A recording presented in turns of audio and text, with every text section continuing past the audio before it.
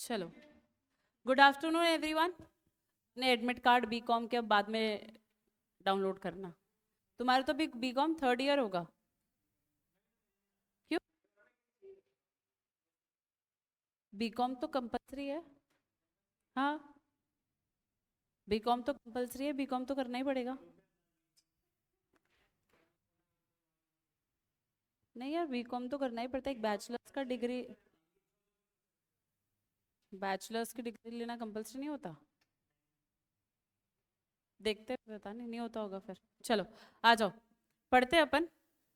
अपन ने companies act start किया था। कौन सा एक्ट? कौन सा एक्ट है? वापस बोलो, कौन सा एक्ट है? Companies act 2013। कंपनीज एक्ट 2013 में हमने सेक्शन 2 में कुछ डेफिनेशंस देखी थी। बोलो हाँ या ना। सेक्शन 2 में क्या देखी थी? डेफिनेशंस। तो अपन ने जो डेफिनेशंस देखी थी उसमें से ओपीसी का सेक्शन कौन सा है? ओपीसी का 2। पक्का? ओपीसी का 262 है क्या? ओपीसी का सेक्शन कौन सा है? 262। उसके साथ में अपन ने ओपीसी का सेक्शन 3 भी पढ़ा था। कौन सा सेक्शन? सेक्शन 3। ओपीसी का सेक्शन कौन सा है वापस बताओ? 262। कौन सा है? 262। कौन सा है? 262। प्राइवेट कंपनी का सेक्शन कौन सा है? प्राइवेट कंपनी का 268। पक्का? प्राइवेट कंपनी का सेक्शन कौन सा है? 268। प्राइवेट कंपनी का 268। वापस बोलो, ओपीसी का सेक्शन 262, प्राइवेट कंपनी का सेक्शन 268। प्राइवेट कंपनी का सेक्शन 268 है। और आज अपन थोड़ा सा और आगे भी चलेंगे तो अपन प्रमोटर पढ़ेंगे। क्या पढ़ेंगे? प्रमोटर। प्रमोटर की डेफिनेशन अगर तुमको याद हो, सीए फाउंडेशन में भी पढ़ी थी। प्रमोटर की डेफिनेशन सेक्शन 269 में दे रखी है। किसमें? 269 में। तो वापस बोलेंगे, ओपीसी का सेक्शन कौन सा है? 262। प्राइवेट कंपनी का सेक्शन 268 और प्रमोटर की डेफिनेशन 269। समझ में आ रहा है क्या? अगर प्राइवेट की 268 है तो प्रमोटर की तो बाद में ही आएगी। हाँ या ना? तो प्रमोटर की डेफिनेशन कौन सी है? 269। कौन सी है? 269। यहां तक समझ में आ रहा है? फिर अपन ने पब्लिक कंपनी का डेफिनेशन पढ़ा था। अब पब्लिक इज पीयू, तो 69 के भी बाद ही आएगा। कौन सा? 271। तो पब्लिक कंपनी का डेफिनेशन 271। समझ में आ रही है के बाद? अब इसमें एक 270 बच गया बीच में। 68 किसका हो गया? प्राइवेट कंपनी का। 69 किसका हो गया? प्रमोटर का। 71 किसका हो गया? पब्लिक। तो पी आर प्रमोटर था 69 पे। बोलो हाँ या ना। 71 पब्लिक पे पी यू है। तो एक बीच में डेफिनेशन आएगी प्रोस्पेक्टस की। किसकी?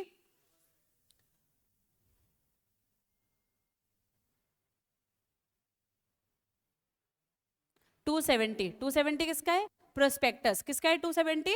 प्रोस्पेक्टस। समझ में आ रहा है क्या? 268 किसकी डेफिनेशन है? Private company. किसकी डेफिनेशन है? प्राइवेट। 269 किसकी डेफिनेशन है? प्रमोटर। 270 किसकी डेफिनेशन है? प्रोस्पेक्टस। किसकी है? और 271 किसकी है? Public company. तो 68 से 71 सब याद है? पक्का, कोई प्रॉब्लम नहीं है? और अपन ने ओपीसी का कौन सा सेक्शन पढ़ा? 262। क्लियर है यहाँ तक? तो अपन ने ओपीसी पढ़ा, प्राइवेट पढ़ा और पब्लिक कंपनी पढ़ी, और उनके अपन ने सेक्शंस कौन कौन से हैं वो भी देख लिया। क्लियर है यहाँ तक? फिर अपन ने टाइप्स ऑफ कंपनीज में और भी कंपनीज पढ़ी थी। गवर्नमेंट कंपनी का सेक्शन 240। पक्का?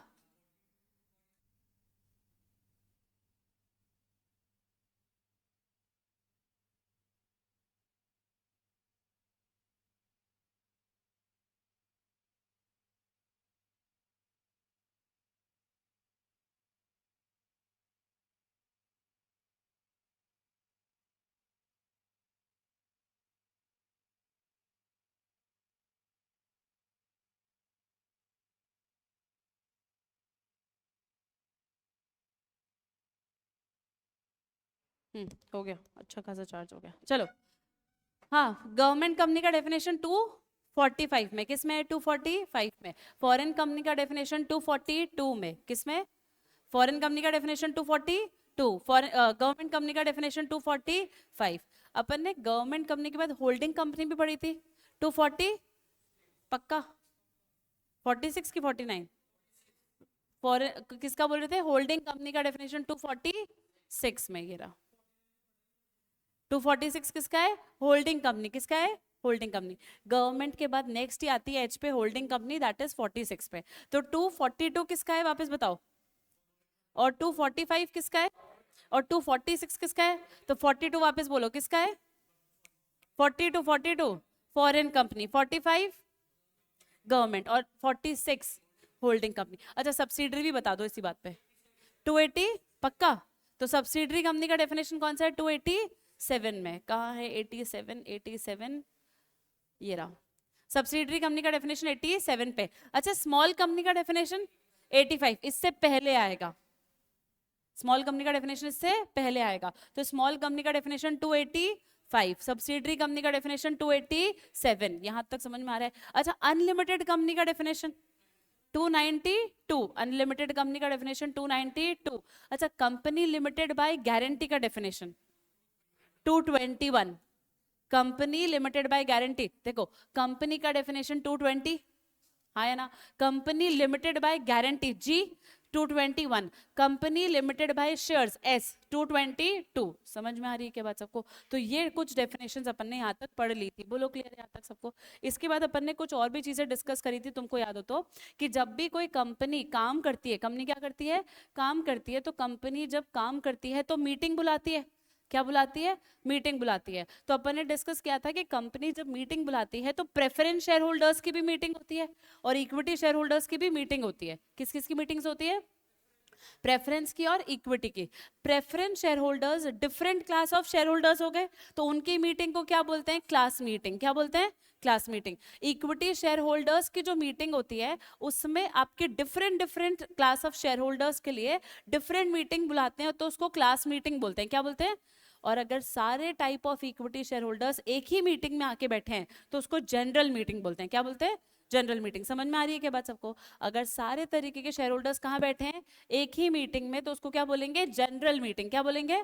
और अलग अलग इक्विटी शेयर होल्डर्स अलग अलग मीटिंग में बैठे हैं तो उसको इक्विटी शेयर होल्डर्स की क्लास मीटिंग बोलते हैं। क्या बोलते हैं? इक्विटी शेयर होल्डर्स की क्लास मीटिंग। यहां तक समझ में आ रहा है? फिर अपन ने पढ़ा था कि जो शेयर होल्डर्स की जनरल मीटिंग होती है, क्या होती है शेयर होल्डर्स की? ये जनरल मीटिंग भी कितने तरीके की होती है बताओ फटाफट से? 3 तरीके की। कितने तरीके की? 3। 3 तरीके कौन से हो गए जनरल मीटिंग के? सबसे पहले स्टैट्यूटरी जनरल मीटिंग। कौन सी मीटिंग? Statutory general meeting. समझ में आ रहा है सबको? उसके बाद होती है सेकंड एनुअल जनरल मीटिंग। कौन सी meeting? Annual general meeting. Third type of meeting जो इमरजेंसी में बुलाते हैं, एक्स्ट्रा ऑर्डिनरी जनरल मीटिंग। बोलो हाँ है ना? कंपनीज एक्ट 2013 में स्टैट्यूटरी जनरल मीटिंग का कोई अलग से सेक्शन नहीं है। तो ये कहाँ पे लिखा है? ये स्टैट्यूटरी जनरल मीटिंग के बारे में सेक्शन 96 में ही लिखा है। कहाँ लिखा है? सेक्शन 96। तुमको याद है क्या? मैंने गवर्नमेंट की वेबसाइट पे 96 दिखाया था। उसमें बोला था कि कंपनी की जो फर्स्ट एजीएम होती है, कौन सी एजीएम? कंपनी की फर्स्ट एजीएम, उसको आपको 1 महीने से लेकर 6 महीने ऑफ इनकॉर्पोरेशन तक कंडक्ट कर लेनी चाहिए। कब से कब तक? After 1 month but before 6 months of incorporation. Check करो तुमने लिखा होगा। लिखा है क्या सबने?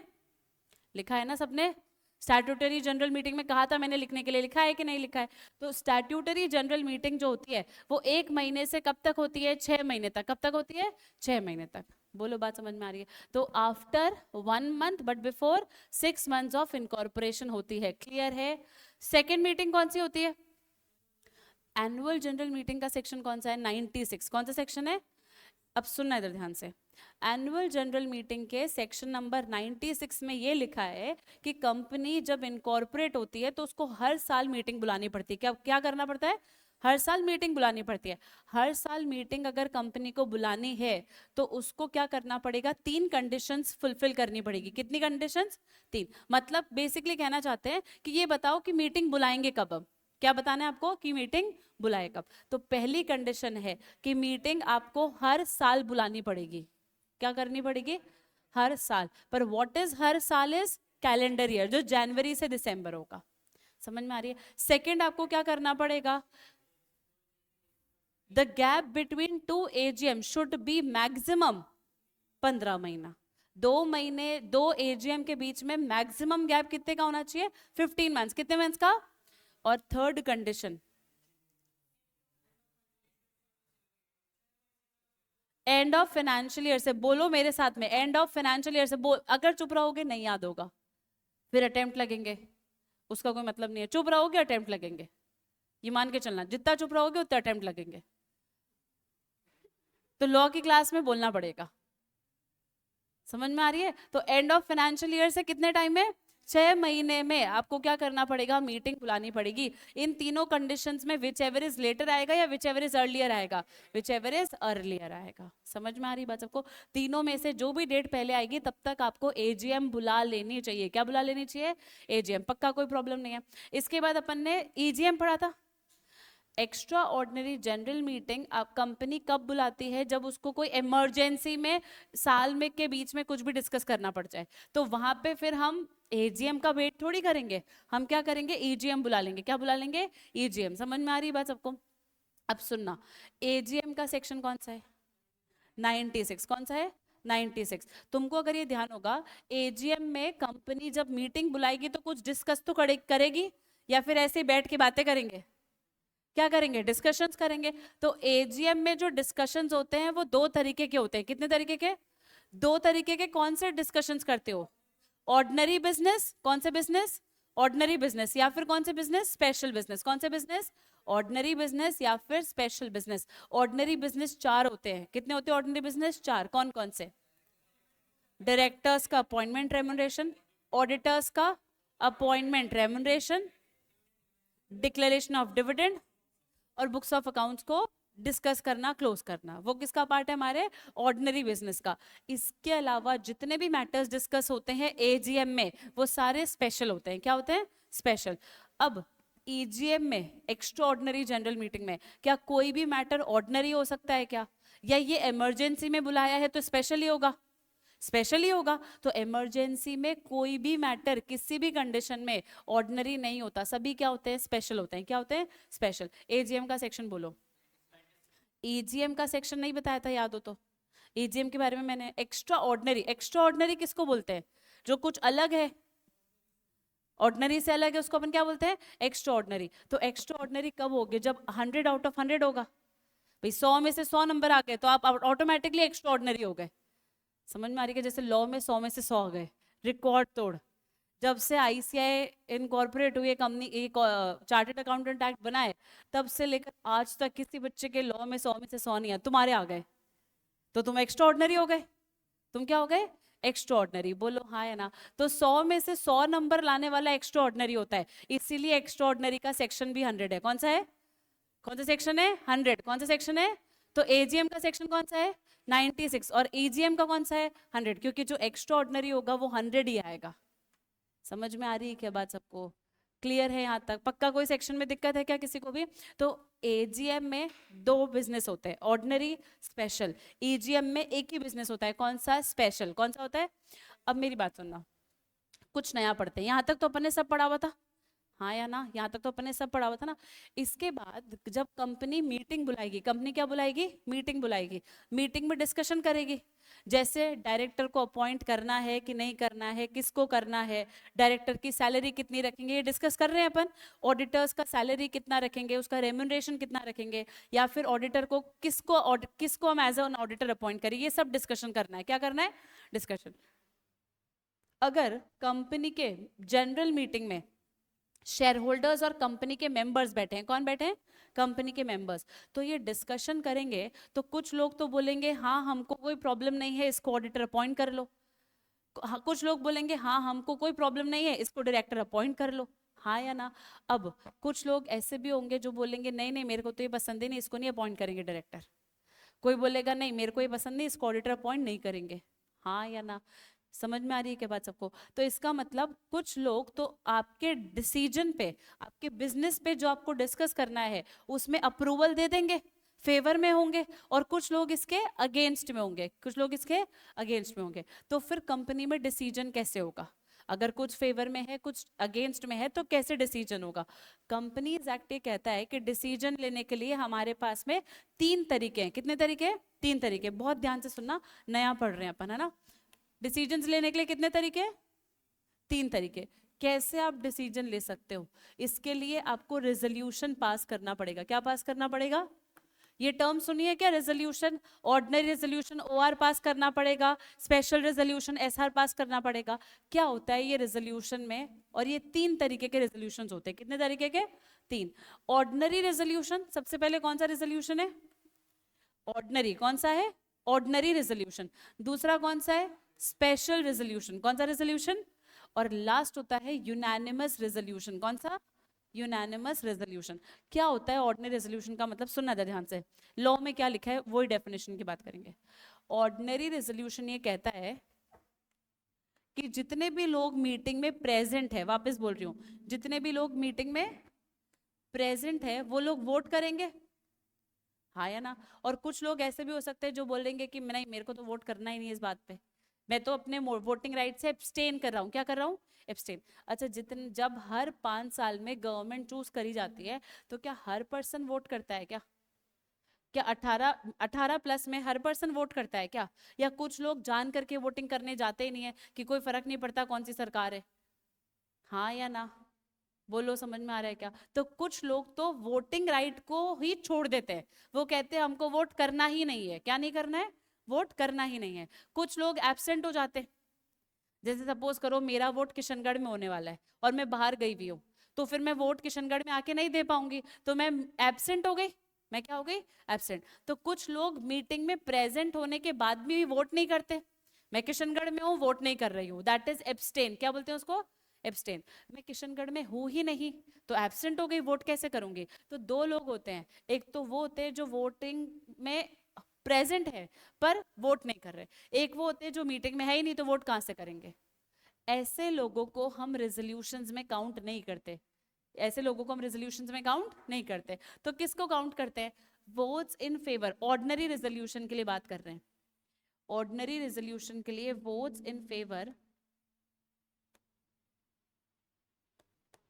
शुड बी मोर देन किससे? Votes in against. Votes in favour किससे ज्यादा होना चाहिए? वोट्स इन अगेंस्ट से। अगर ये वाली कंडीशन है, अगर ये वाली कंडीशन है तो क्या पास हो जाएगा? Ordinary resolution. क्या पास हो जाएगा?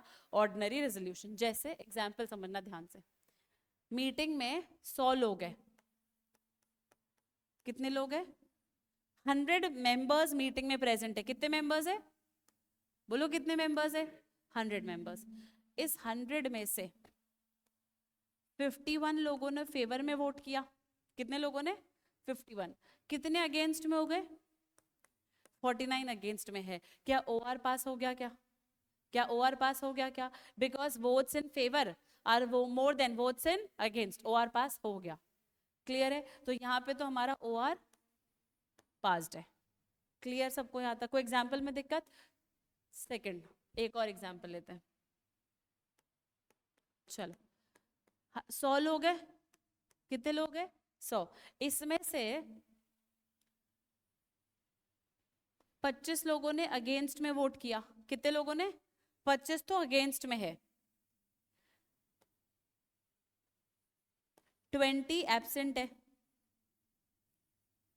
कितने एब्सेंट है? 20 एब्सेंट है, 25 ने अगेंस्ट में वोट किया है, और 15 जो है वो एब्सटेन कर गए वोटिंग से। एब्सटेन का मतलब मीटिंग में आए तो थे पर वोट नहीं किया। समझ में आ रही बात सबको? कितने लोग बचे? इन्होंने फेवर में वोट किया। क्या रेजोल्यूशन पास हो गया? क्या? हाँ। क्यों?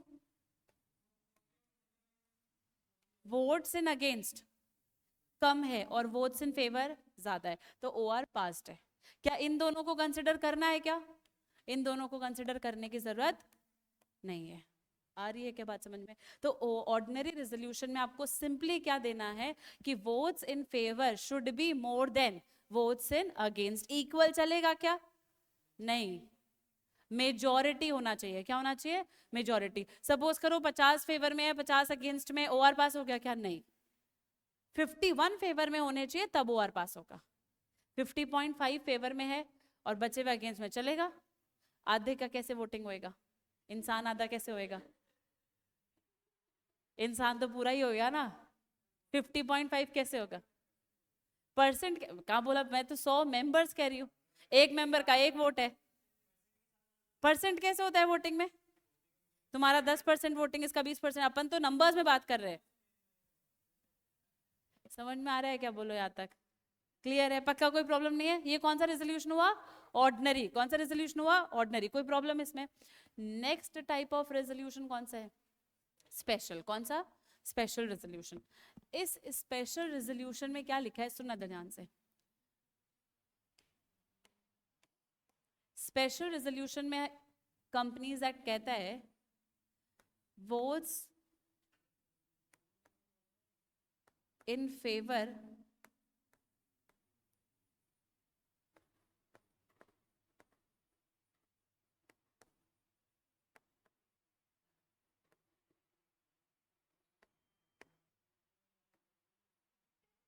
क्या लिखा है, देखो स्पेशल रेजोल्यूशन है, स्पेशल रेजोल्यूशन में ये लिखा है कि जितने भी वोट अगेंस्ट में है, जितने भी वोट अगेंस्ट में है उसका 3 टाइम्स कर लो। कितना टाइम्स कर लो?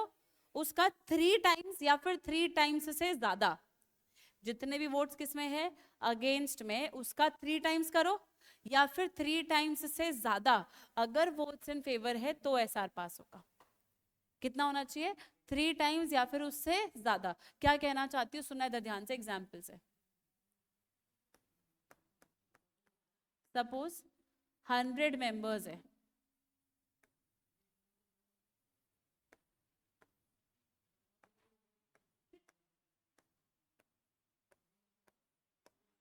चलो कितने लोगों ने अगेंस्ट में वोट किया? 20। कितने लोगों ने? तो अगेंस्ट में 20 है, इसका 3 टाइम्स करो, 60। अगर कम से कम 60 लोगों ने फेवर में वोट किया या 60 से ज्यादा ने फेवर में वोट किया तो एसआर पास हो गया। चेक करो क्या 60 से ज्यादा लोगों ने फेवर में वोट किया है क्या? तो एसआर पास हो गया है क्या? हाँ, because if votes in against are 3 times और मोर देन 3 टाइम्स, तो वो उस केस में हमारे पास क्या कहलाएगा? एसआर पास्ड हो गया। क्या पास हो गया? एसआर। पक्का क्लियर है? तो ये हमने क्या पास कर लिया यहाँ पे? क्या अभी अपन करेंगे, हर टाइम होगा कि नहीं होगा। यहां तक क्लियर है? यहां तो एसआर पास हो गया। चलो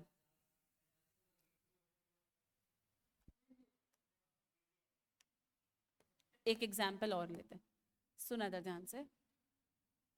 100 मेंबर्स है,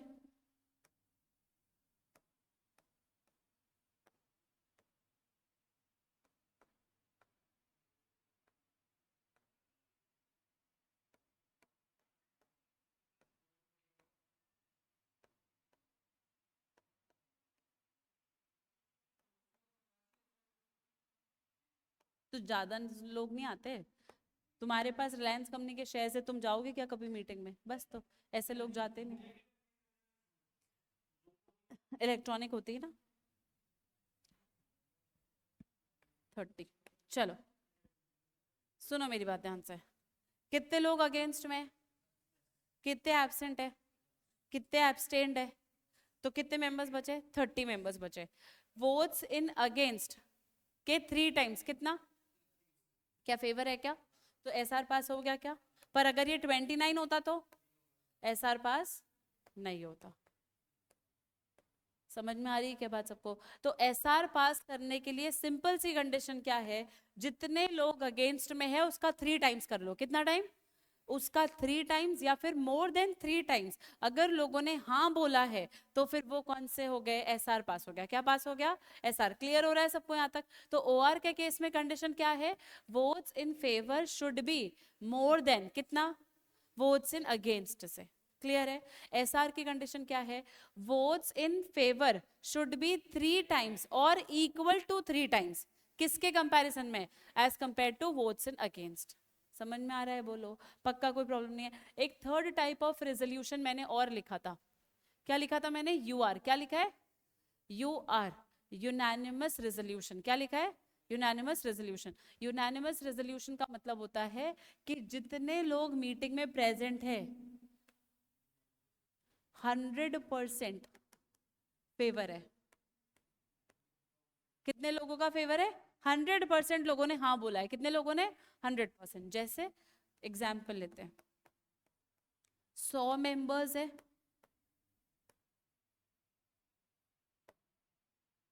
90 तो एब्सेंट है, 10 लोग आए, सबने फेवर में बोला है, तो क्या यूनानिमस रेजोल्यूशन पास हो गया क्या? हाँ। जितने लोग आए उन्होंने हाँ बोल दिया, U R passed, unanimous resolution. Absent कितने उससे हमको मतलब नहीं है। क्लियर है तीनों टाइप्स ऑफ रेजोल्यूशन? तो जब भी आप मीटिंग बुलाते हो तो क्या करते हो? डिस्कशंस करते हो ऑर्डिनरी बिजनेस से स्पेशल बिजनेस में, वो डिस्कशंस के लिए रेजोल्यूशन पास करने पड़ते हैं। क्या पास करना पड़ता है?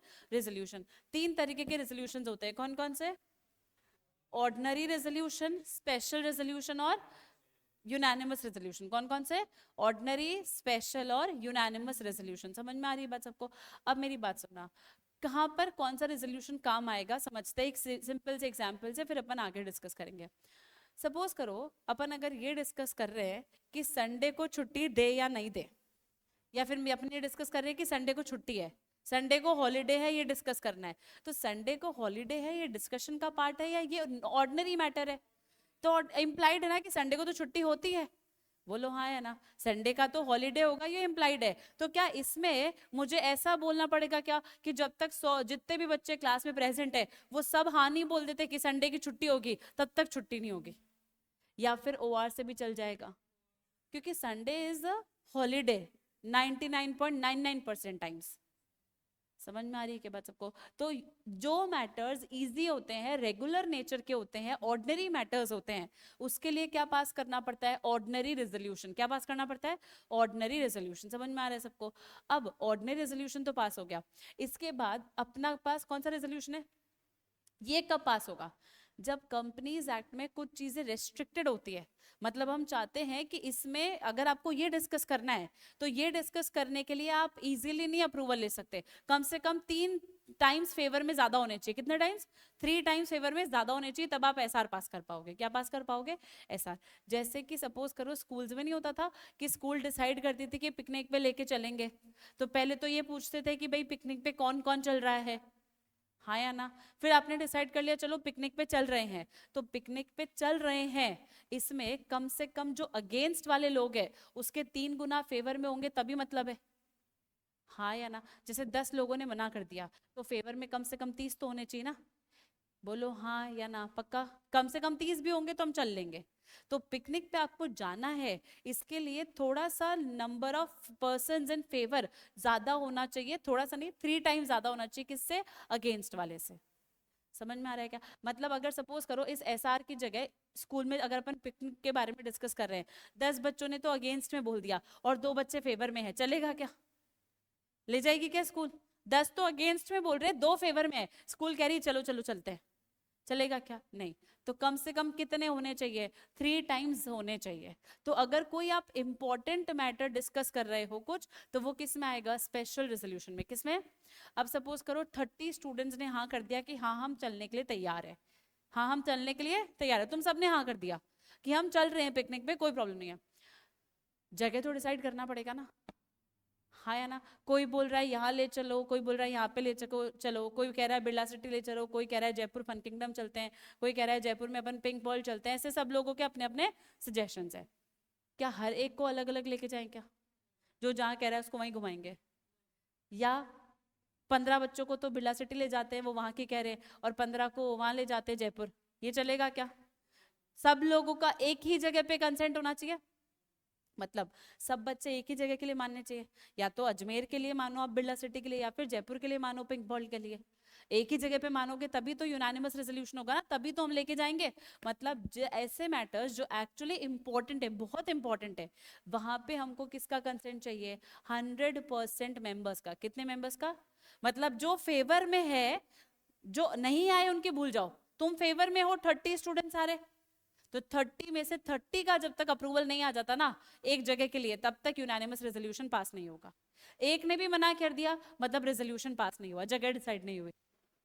समझ में आ रही है क्या बात सबको? तो कितने लोग अग्री करने चाहिए यूनानिमस रेजोल्यूशन के लिए? 100%। कितने लोग? और ये वहां पर होता है यूनानिमस रेजोल्यूशन जहां पे मैटर थोड़ा सा, मैटर बहुत ज्यादा इंपॉर्टेंट है। Special resolution moderate, ordinary resolution ordinary nature का। समझ में आ रही है क्या बात आपको? पक्का कोई प्रॉब्लम नहीं है? तो 3 तरीके के रेजोल्यूशंस होते हैं, कौन कौन से? ऑर्डिनरी, स्पेशल और यूनानिमस। कौन से? ऑर्डिनरी, स्पेशल और यूनानिमस। इस मीटिंग में कौन बैठा होगा? मेंबर्स। कौन बैठा होगा? मेंबर्स। मेंबर्स मतलब शेयर होल्डर्स, और शेयर होल्डर्स मेंबर्स, और इसमें से अगर कुछ डायरेक्टर के पास कंपनी के शेयर्स भी है तो वो भी आके बैठेंगे मीटिंग में। तो शेयर होल्डर्स और मेंबर्स की जो मीटिंग होती है उसको अपन क्या बोलते हैं? General meeting. क्या बोलते हैं? General meeting. कंपनी में मीटिंग सिर्फ जनरल मीटिंग नहीं होती है, इसके अलावा भी एक और मीटिंग होती है जिसको भी अपन डिस्कस करेंगे। पहले तुम ये कॉपी कर लो, फटाफट से इसको कॉपी कर लो, उसके बाद अपन एक और मीटिंग डिस्कस करेंगे। इसका ये हेडिंग हो जाएगा हमारे रेजोल्यूशन इन जनरल मीटिंग। ये जनरल मीटिंग के रेजोल्यूशंस है, OR, SR और UR।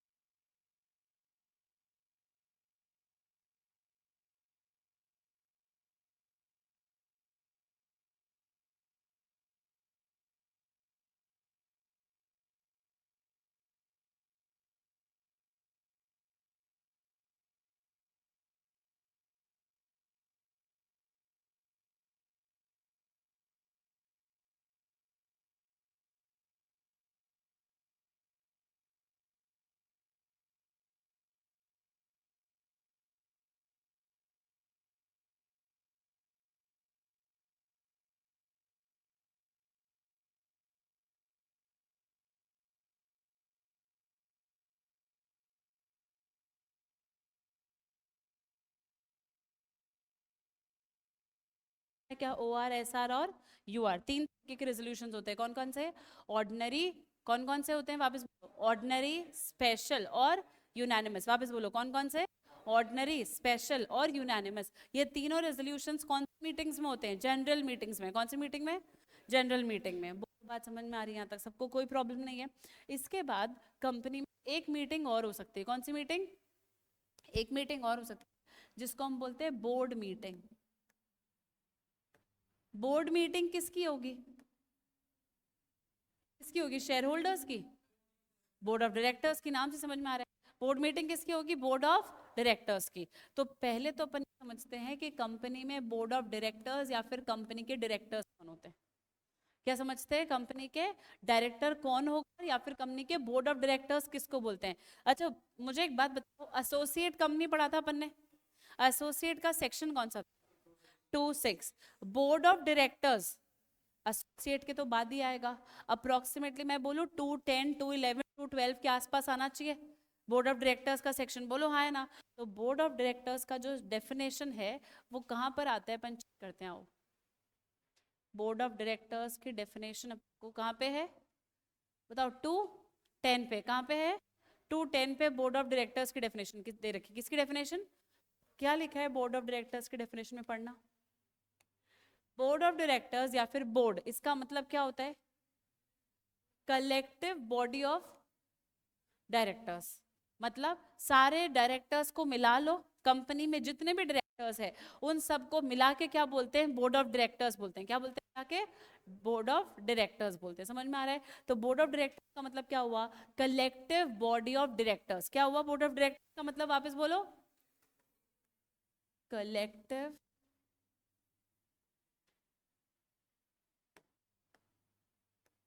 Body of directors.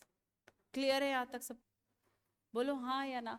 अच्छा, कलेक्टिव बॉडी ऑफ डायरेक्टर्स तो समझ में आ गया, पर ये क्या कौन होता है, डायरेक्टर कौन होता है कंपनी का, कैसे पता चलेगा ये डायरेक्टर है, या डायरेक्टर आप किसको बोलोगे, तो डायरेक्टर का भी तो डेफिनेशन होना चाहिए ना, हाँ या ना। अच्छा, फॉरेन कंपनी का डेफिनेशन कौन से सेक्शन में, फॉरेन कंपनी 242, 242, और गवर्नमेंट कंपनी का, तो अगर फॉरेन कंपनी का 242 है तो डायरेक्टर्स डेफिनेशन तो इससे पहले ही आएगी, हाँ या ना, डायरेक्टर्स की डेफिनेशन से पहले ही आएगी। तो 242 में अगर फॉरेन कंपनी का डेफिनेशन है तो 235, 236 या इससे पहले अप्रोक्सीमेटली किसका डेफिनेशन आएगा, डायरेक्टर्स का, किसका आएगा, डायरेक्टर्स का।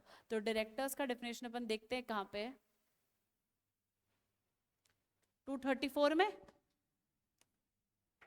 हाँ या ना, 242 से पहले कौन से सेक्शन में, 234, क्या लिखा है डायरेक्टर की डेफिनेशन में,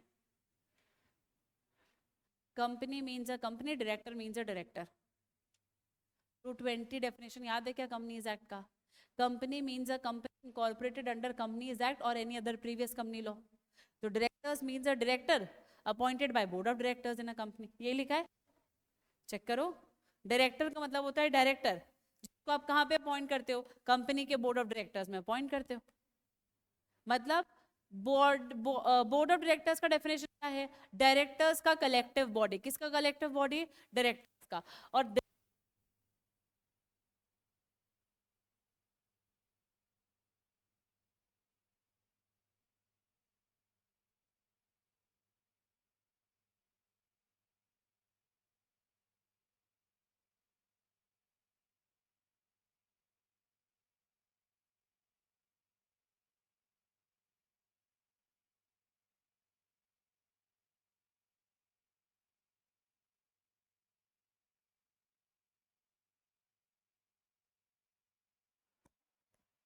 चलो, हाँ, तो बोर्ड ऑफ डायरेक्टर्स का मतलब क्या होता है, कलेक्टिव, बोर्ड ऑफ डायरेक्टर्स का मतलब collective body of directors, collective body of directors. और डायरेक्टर्स का मतलब क्या होता है, director appointed by board, director appointed by board. Director का डेफिनेशन क्या है, वापस बोलो, डायरेक्टर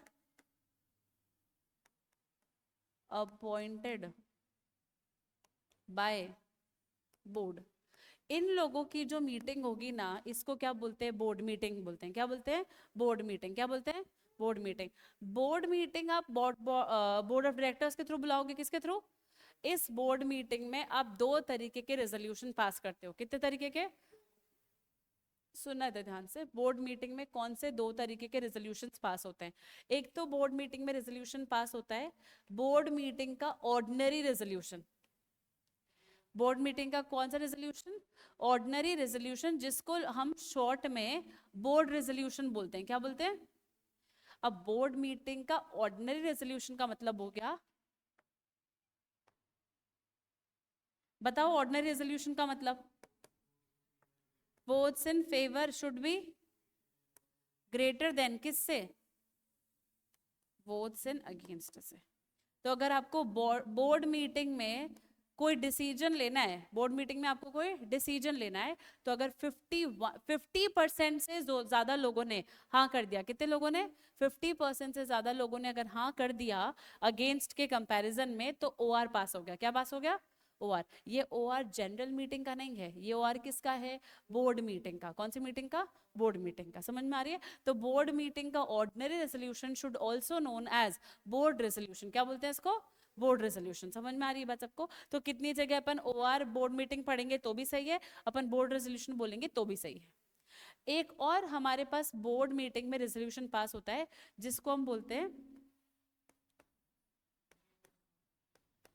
बोर्ड मीटिंग का यूनानिमस रेजोल्यूशन। कौन सा रेजोल्यूशन, बोर्ड मीटिंग का यूनानिमस रेजोल्यूशन। कौन सा रेजोल्यूशन, यूनानिमस का मतलब होता है जितने लोग प्रेजेंट है सबने हाँ बोला है, जितने लोग प्रेजेंट है सबने हाँ बोला है, क्या बोला है सबने, हाँ।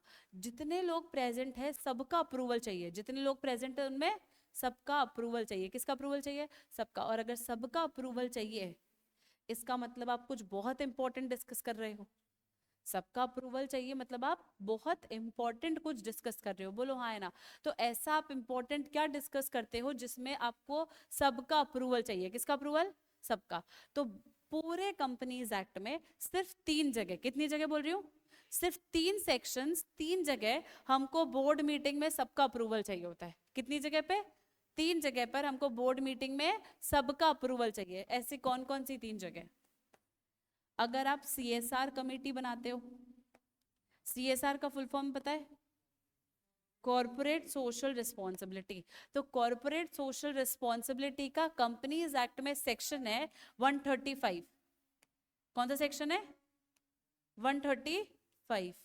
तो कंपनीज एक्ट का जो सेक्शन 135 है, जो ये कहता है कि कंपनीज को CSR करना है, तो कंपनी को CSR करना है, इसके लिए कुछ लोगों को जिम्मेदारी भी तो दे दो। हाँ या ना भाई? कंपनी का CSR होना है ये पता है, पर कौन लोग ध्यान रखेंगे कि कंपनी का CSR हो रहा है कि नहीं हो रहा है? इसके लिए कमेटी बना लो। क्या बना लो? इसके लिए एक कमेटी। उस कमेटी को बोलते हैं CSR कमेटी। क्या बोलते हैं? CSR committee. ये CSR कमेटी में लोग कहाँ से आते हैं? बोर्ड ऑफ डायरेक्टर्स में से ही कुछ लोगों को इस कमेटी में डाल दिया जाता है। बोर्ड ऑफ डायरेक्टर्स में से ही कुछ लोगों को कहाँ डाल दिया जाता है? CSR कमेटी में डाल दिया जाता है। तो सेक्शन 135 में जब आपको कमेटी बनानी होती है तो आपको यूनानिमस रेजोल्यूशन चाहिए। क्या चाहिए?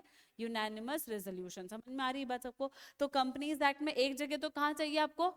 CSR। सेक्शन 135 में आपको UR पास करना पड़ता है। क्या पास करना पड़ता है? UR। समझ में आ रही है क्या बात सबको? हाँ या ना? एक और जगह, आप जब ऑडिटर्स की कमेटी बनाते हो, जिसको अपन ऑडिट कमेटी बोलते हैं, कौन सी committee? Audit committee. Audit committee कौन से सेक्शन में बनती है? ऑडिट कमेटी बनती है सेक्शन 197 में। कौन से सेक्शन में? 197 में। एक और कमेटी बनती है जिसको अपन बोलते हैं रेम्युनरेशन कमेटी, जिसका काम ही यही होता है रेम्युनरेशन डिसाइड करना। ये बनती है सेक्शन 198 में। कौन से सेक्शन में? तो सुनना दे ध्यान से। कौन कौन सी कमेटी बोला मैंने? CSR committee, audit committee, remuneration committee. यहाँ पर आपको क्या चाहिए? ये 3 तरीके की कमिटीज है। कितने तरीके की? 3 तरीके की कमिटीज। ये 3 तरीके की कमिटीज में लोग कहाँ से आएंगे? बोर्ड ऑफ डायरेक्टर से। कहाँ से आएंगे? और इसको बनाने के लिए आपको क्या चाहिए? क्या चाहिए? Unanimous resolution. क्या चाहिए? Unanimous resolution. एक जगह और है जहां पे कंपनी लोन और इन्वेस्टमेंट करती है, वहां पे भी यूनानिमस रेजोल्यूशन लगता है। कहां पर? जब कंपनी लोन्स और इन्वेस्टमेंट करती है सेक्शन 186 में। कौन से सेक्शन में? 186 में। वहां पे भी यूनानिमस रेजोल्यूशन ही चाहिए होता है। समझ में आ रही है बात सबको? पक्का कोई प्रॉब्लम नहीं है? तो कंपनीज एक्ट में आपको सिर्फ कितनी जगह पे? सिर्फ कितनी जगह पे? 3 जगह पे क्या लगता है? Unanimous resolution. क्या लगता है? Unanimous resolution. समझ में आ रही बात सबको? हमारे कोर्स में सिर्फ ये वाला सेक्शन है 135। ये कहाँ पे आते हैं? फाइनल में। कहाँ पे आते हैं? तो हमें अभी क्या पढ़ना है? यहाँ पे सेक्शन 135 की CSR कमेटी पढ़नी है। समझ में? तो हमारे लिए कोर्स में सिर्फ एक ही जगह UR चाहिए, बाकी सब जगह OR से काम हो जाएगा। समझ में आई क्या बात? पक्का? कोई प्रॉब्लम? हाँ बोलो। उसमें एक्शन जो भी लेते हो सारे, उसमें सब में अपन को UR चाहिए होता है। आगे पढ़ेंगे जब और डिटेल में डिस्कस करेंगे, अभी उतने डिटेल पे अपन आई नहीं हो क्योंकि वो उसी सेक्शन में पढ़ेंगे। क्लियर बोलो यहाँ तक सबको? फटाफट से इसको भी कॉपी कर लो, बोर्ड मीटिंग को कॉपी करो, फिर आगे चलते हैं।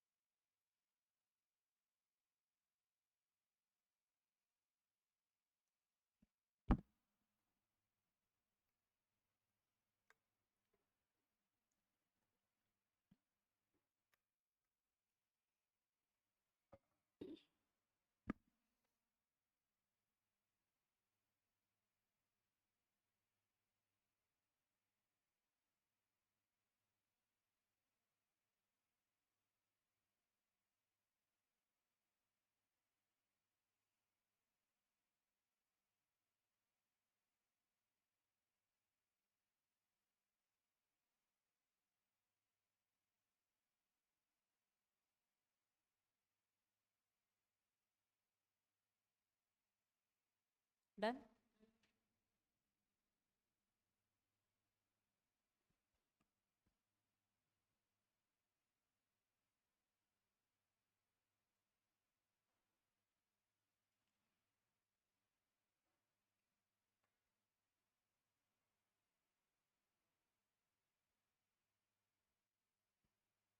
इनकी भी मीटिंग्स होती है, CSR कमेटी की मीटिंग, ऑडिट कमेटी की मीटिंग, रेम्युनरेशन कमेटी की मीटिंग।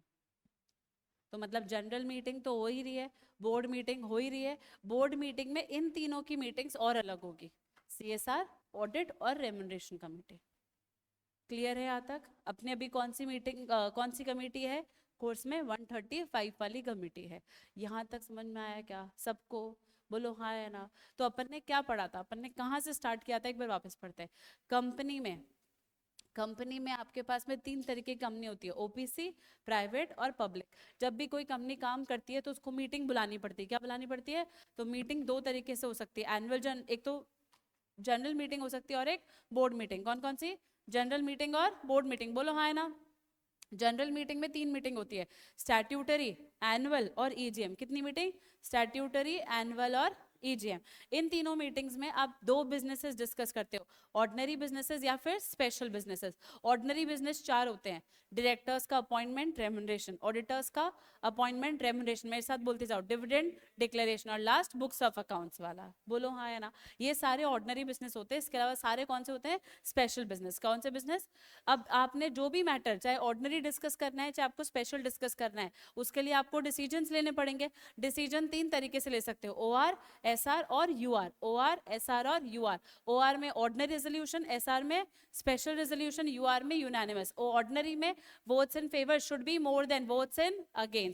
स्पेशल रेजोल्यूशन में votes in favour should be 3 times और इक्वल टू, सॉरी, और मोर देन 3 टाइम्स होना चाहिए। किससे? Votes in against. यूनानिमस में 100% होना चाहिए। फिर अपन ने पढ़ा बोर्ड मीटिंग भी बुलानी पड़ती है। बोलो है ना। बोर्ड मीटिंग बुलाते हैं तो हमारे पास में बोर्ड ऑफ डायरेक्टर्स होते हैं। कौन होते हैं? बोर्ड ऑफ डायरेक्टर्स की मीटिंग में आप जो मैटर्स डिस्कस करते हो, ऑर्डिनरी स्पेशल में वो क्लासिफाई नहीं होते। बोर्ड मीटिंग के डिस्कशन को अपन ऑर्डिनरी बिजनेस और स्पेशल बिजनेस नहीं होंगे। अगर बोर्ड ऑफ डायरेक्टर्स कुछ डिस्कस कर रहे हैं तो वो स्पेशल बिजनेस ही होगा। अगर बोर्ड ऑफ डायरेक्टर्स कुछ डिस्कस कर रहे हैं तो हमेशा क्या होगा? स्पेशल बिजनेस होगा, वो कभी ऑर्डिनरी नहीं होगा। समझ में आ रही है बात सबको? तो इस और बोर्ड ऑफ डायरेक्टर्स की मीटिंग में 2 तरीके के रेजोल्यूशंस होते हैं। एक तो बोर्ड रेजोल्यूशन। कौन सा रेजोल्यूशन? बोर्ड रेजोल्यूशन मतलब 50% से ज्यादा लोग हाँ बोलने चाहिए और उससे कम अगेंस्ट में होने चाहिए, हाँ या ना। और एक होता है यूनानिमस रेजोल्यूशन। कौन सा? Unanimous resolution. यूनानिमस रेजोल्यूशन 3 तरीके से आप पास, 3 जगह पे पूरे कंपनीज एक्ट में यूनानिमस रेजोल्यूशन 3 जगह पे पास होता है। एक तो कहां पर, एक मिनट एक मिनट एक मिनट, कहाँ गया इरेजर? एक मिनट है ना।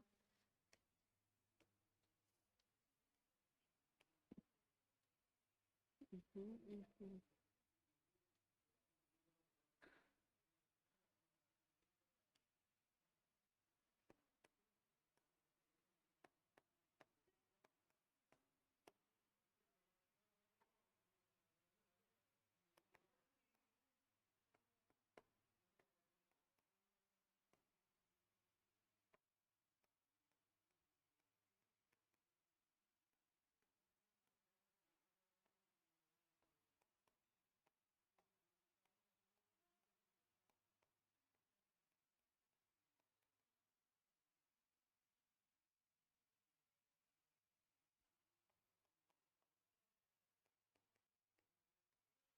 सुना दे ध्यान से, एक थोड़ा सा चेंज करवा रही हूँ, बहुत ध्यान से सुनना। अपन ने क्या पढ़ा? बोर्ड मीटिंग में क्या चाहिए होता है? Unanimous resolution. क्या चाहिए होता है? बोर्ड मीटिंग का यूनानिमस रेजोल्यूशन कंपनीज एक्ट में 3 जगह चाहिए होता है। कितनी जगह? पर वो 3 जगह कौन सी है? वो ये वाली है जो पहले पढ़ी थी, वो यूआर की नहीं है। वो तो 3 कमिटी मीटिंग्स होती है। कौन सी मीटिंग्स? अभी रुको, पहले सुन लो। 3 जगह कहाँ पर बोर्ड मीटिंग का यूनानिमस रेजोल्यूशन चाहिए होता है? बोर्ड मीटिंग का क्या चाहिए? Unanimous resolution. क्या चाहिए? Unanimous resolution. कहाँ कहाँ पर चाहिए होता है? एक तो अपन ने पढ़ा था डिपॉजिट्स के सेक्शन 73 से 76 तक। कहाँ तक? 73 से 76 तक। तो 73 से 76 तक के जो डिपॉजिट के सेक्शंस है, यहाँ पर बोर्ड मीटिंग का यूनानिमस रेजोल्यूशन चाहिए। क्या चाहिए? बोर्ड मीटिंग का यूनानिमस रेजोल्यूशन। समझ में आ रही बात सबको? पहली वो तीन चीज एक बार के लिए दिमाग से निकाल दो, वो नहीं है। तीन जगह कौन कौन सी है? बोर्ड मीटिंग का यूनानिमस रेजोल्यूशन चाहिए 73 से 76 में, जहां जहां पे भी चाहिए होगा। सेक्शन 186 होता है कंपनी का लोन्स और इन्वेस्टमेंट। कौन सा होता है?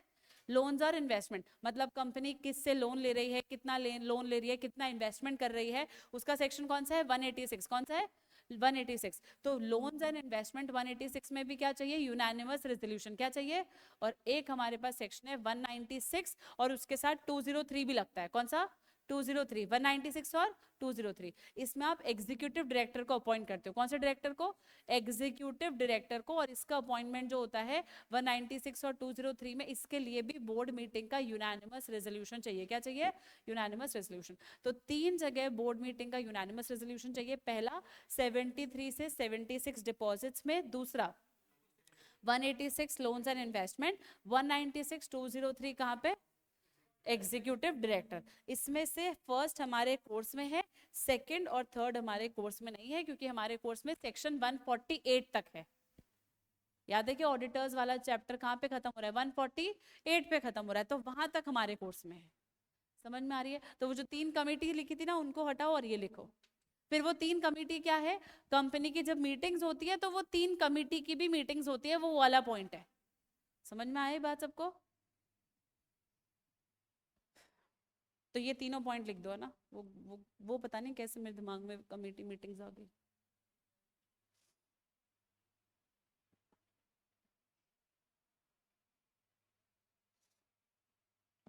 इसके अलावा आप कुछ भी डिस्कस करोगे बोर्ड ऑफ डायरेक्टर्स की मीटिंग में, तो बीआर से काम चल जाएगा। तो हम यहाँ पे लिख देंगे ऑल अदर केसेस के लिए अपन को क्या चाहिए? बीआर चाहिए। यहाँ पे लिख देना बोर्ड मीटिंग में कि ऑल अदर केसेस के लिए अपन को बीआर चाहिए, इन तीनों के लिए अपन को यूआर चाहिए बोर्ड मीटिंग का।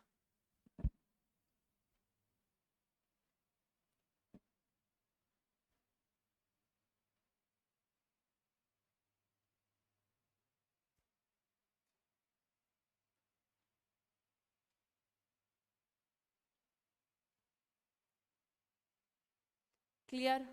किसी को भी कोई डाउट यहाँ तक? बोलो हाँ या ना। हाँ, executive director, appointment of executive director 196 और 203, 186 लोन्स एंड इन्वेस्टमेंट, 73 से 76 डिपॉजिट्स।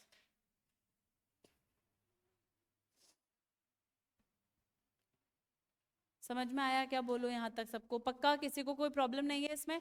अब सुनना मेरी बात बहुत ध्यान से, इसके आगे यहाँ तक अपन को कंपनी चलाने के लिए कौन से मीटिंग बुलानी है, कौन से बिजनेसेस करने हैं, कौन से रेजोल्यूशन पास करने हैं, वो सब खत्म होता है। ये मैंने पहले क्यों पढ़ाया? क्योंकि तुम सोचो जनरल मीटिंग का सेक्शन कौन सा है? 96। ईजीएम कौन सेक्शन कौन सा है? ईजीएम का एक्स्ट्रॉर्डनरी 100। ओआर और एसआर सेक्शन 114। कौन सा सेक्शन है? 114। तो ये तो अपन बाद में पढ़ेंगे। ये मैंने पहले क्यों पढ़ाया? क्योंकि अब अपन जितने भी चैप्टर्स पढ़ेंगे उसमें ये आएगा कि ये चीज आप जनरल मीटिंग में डिस्कस करो, ये ऑर्डिनरी बिजनेस है, या इसके लिए ओआर पास होगा, या इसके लिए एसआर पास होगा। तो अपन को इन तीनों वर्ड्स का, जनरल मीटिंग का, बिजनेसेस का और रेजोल्यूशंस का मीनिंग क्लियर होना चाहिए, तब जाके अपन चैप्टर 2 में एंटर कर सकते हैं। समझ में आ रही है क्या बात सबको? तो ये बेसिक हो गया कंपनी में कुछ भी डिस्कस करने के लिए, इनकॉर्पोरेशन से लेकर वाइंडिंग अप तक।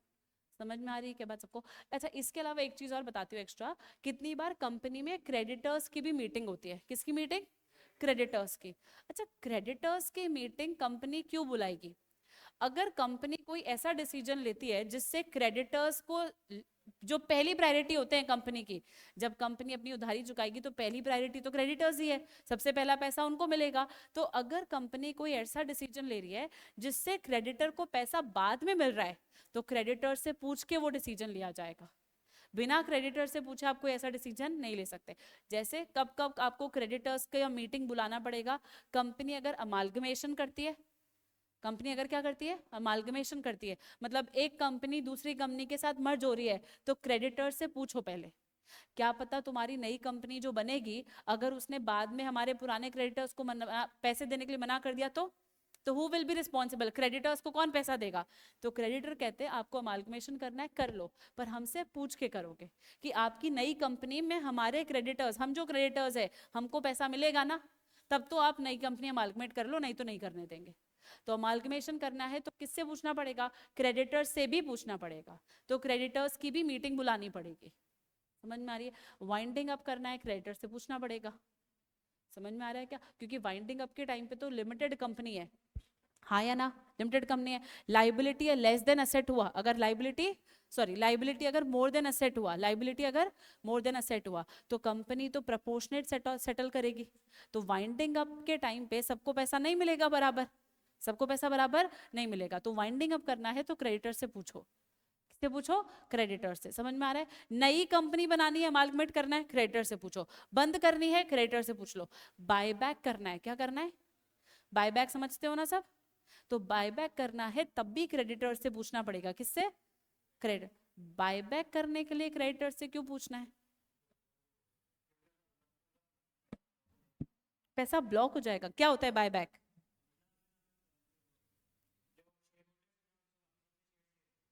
तुम कंपनी हो, अपने शेयर्स तुम वापस ले रहे हो शेयर होल्डर से, और उनको क्या दे रहे हो? हम्म,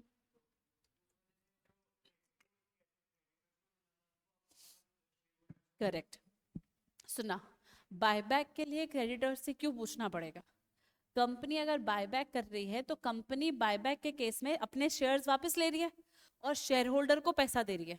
शेयर होल्डर को क्या दे रही है? पैसा। तो इसका मतलब कंपनी की बुक्स में, सुनना, कंपनी की बुक्स में लाइबिलिटी साइड में दो लोग आ रहे हैं, एक तो शेयर होल्डर्स और एक क्रेडिटर्स। कौन कौन आ रहा है? शेयर होल्डर्स और एक क्रेडिटर्स। कंपनी को जब पैसा लौटाना होता है, इक्विटी शेयर होल्डर सबसे लास्ट में आते हैं। कंपनी को अगर कभी पैसा चुकाना भी है सबको, तो कंपनी पहले अपने सिक्योर्ड लाइबिलिटी चुकाएगी, हाँ या ना? फिर अपने जो दूसरे डिबेंचर्स है या क्रेडिटर्स है उनको चुकाएगी पैसा। उसके बाद कंपनी प्रेफरेंस शेयर होल्डर्स को पैसा देगी, उसके बाद इक्विटी को देगी। समझ में आ रही बात सबको? तो अगर कंपनी के लिए जब पैसा देना होता है तो क्रेडिटर्स सबसे पहले आता है। कंपनी सबसे पहला किसका पैसा देगी? क्रेडिटर्स को। किसको देगी? तो क्रेडिटर्स को, जिसको सबसे पहले पैसा मिलना था, उसकी जगह अगर आप बायबैक करके शेयर होल्डर जो लास्ट में पैसा लेता है उसको पहले क्यों दे रहे हो? समझ में आ रही बात सबको? तो क्रेडिटर का कंसेंट क्या है? हमारा पैसा दोगे कि नहीं दोगे? क्या पता कंपनी बायबैक करके अपने शेयर होल्डर को पैसा देके निकल ले, अब क्रेडिटर का पैसा डूब गया। इसीलिए बायबैक करना होता है तब भी किससे पूछना पड़ता है? क्रेडिटर्स की मीटिंग बुला के उनसे भी अप्रूवल लेना पड़ता है।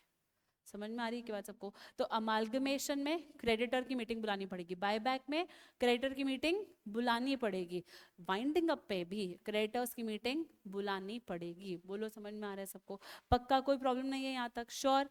अब चलते अपन कौन से चैप्टर पे? चैप्टर 2 पे। कौन से चैप्टर पे? चैप्टर 2। कौन से चैप्टर पे? Chapter number 2। चैप्टर नंबर 2 में अब चेक करो, सबसे पहले मैंने प्रमोटर लिख के दिया है, जाओ देखो चैप्टर 2 पे।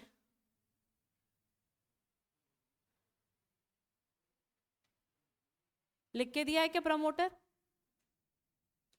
अच्छा, प्राइवेट कंपनी का डेफिनेशन कहाँ लिखा है?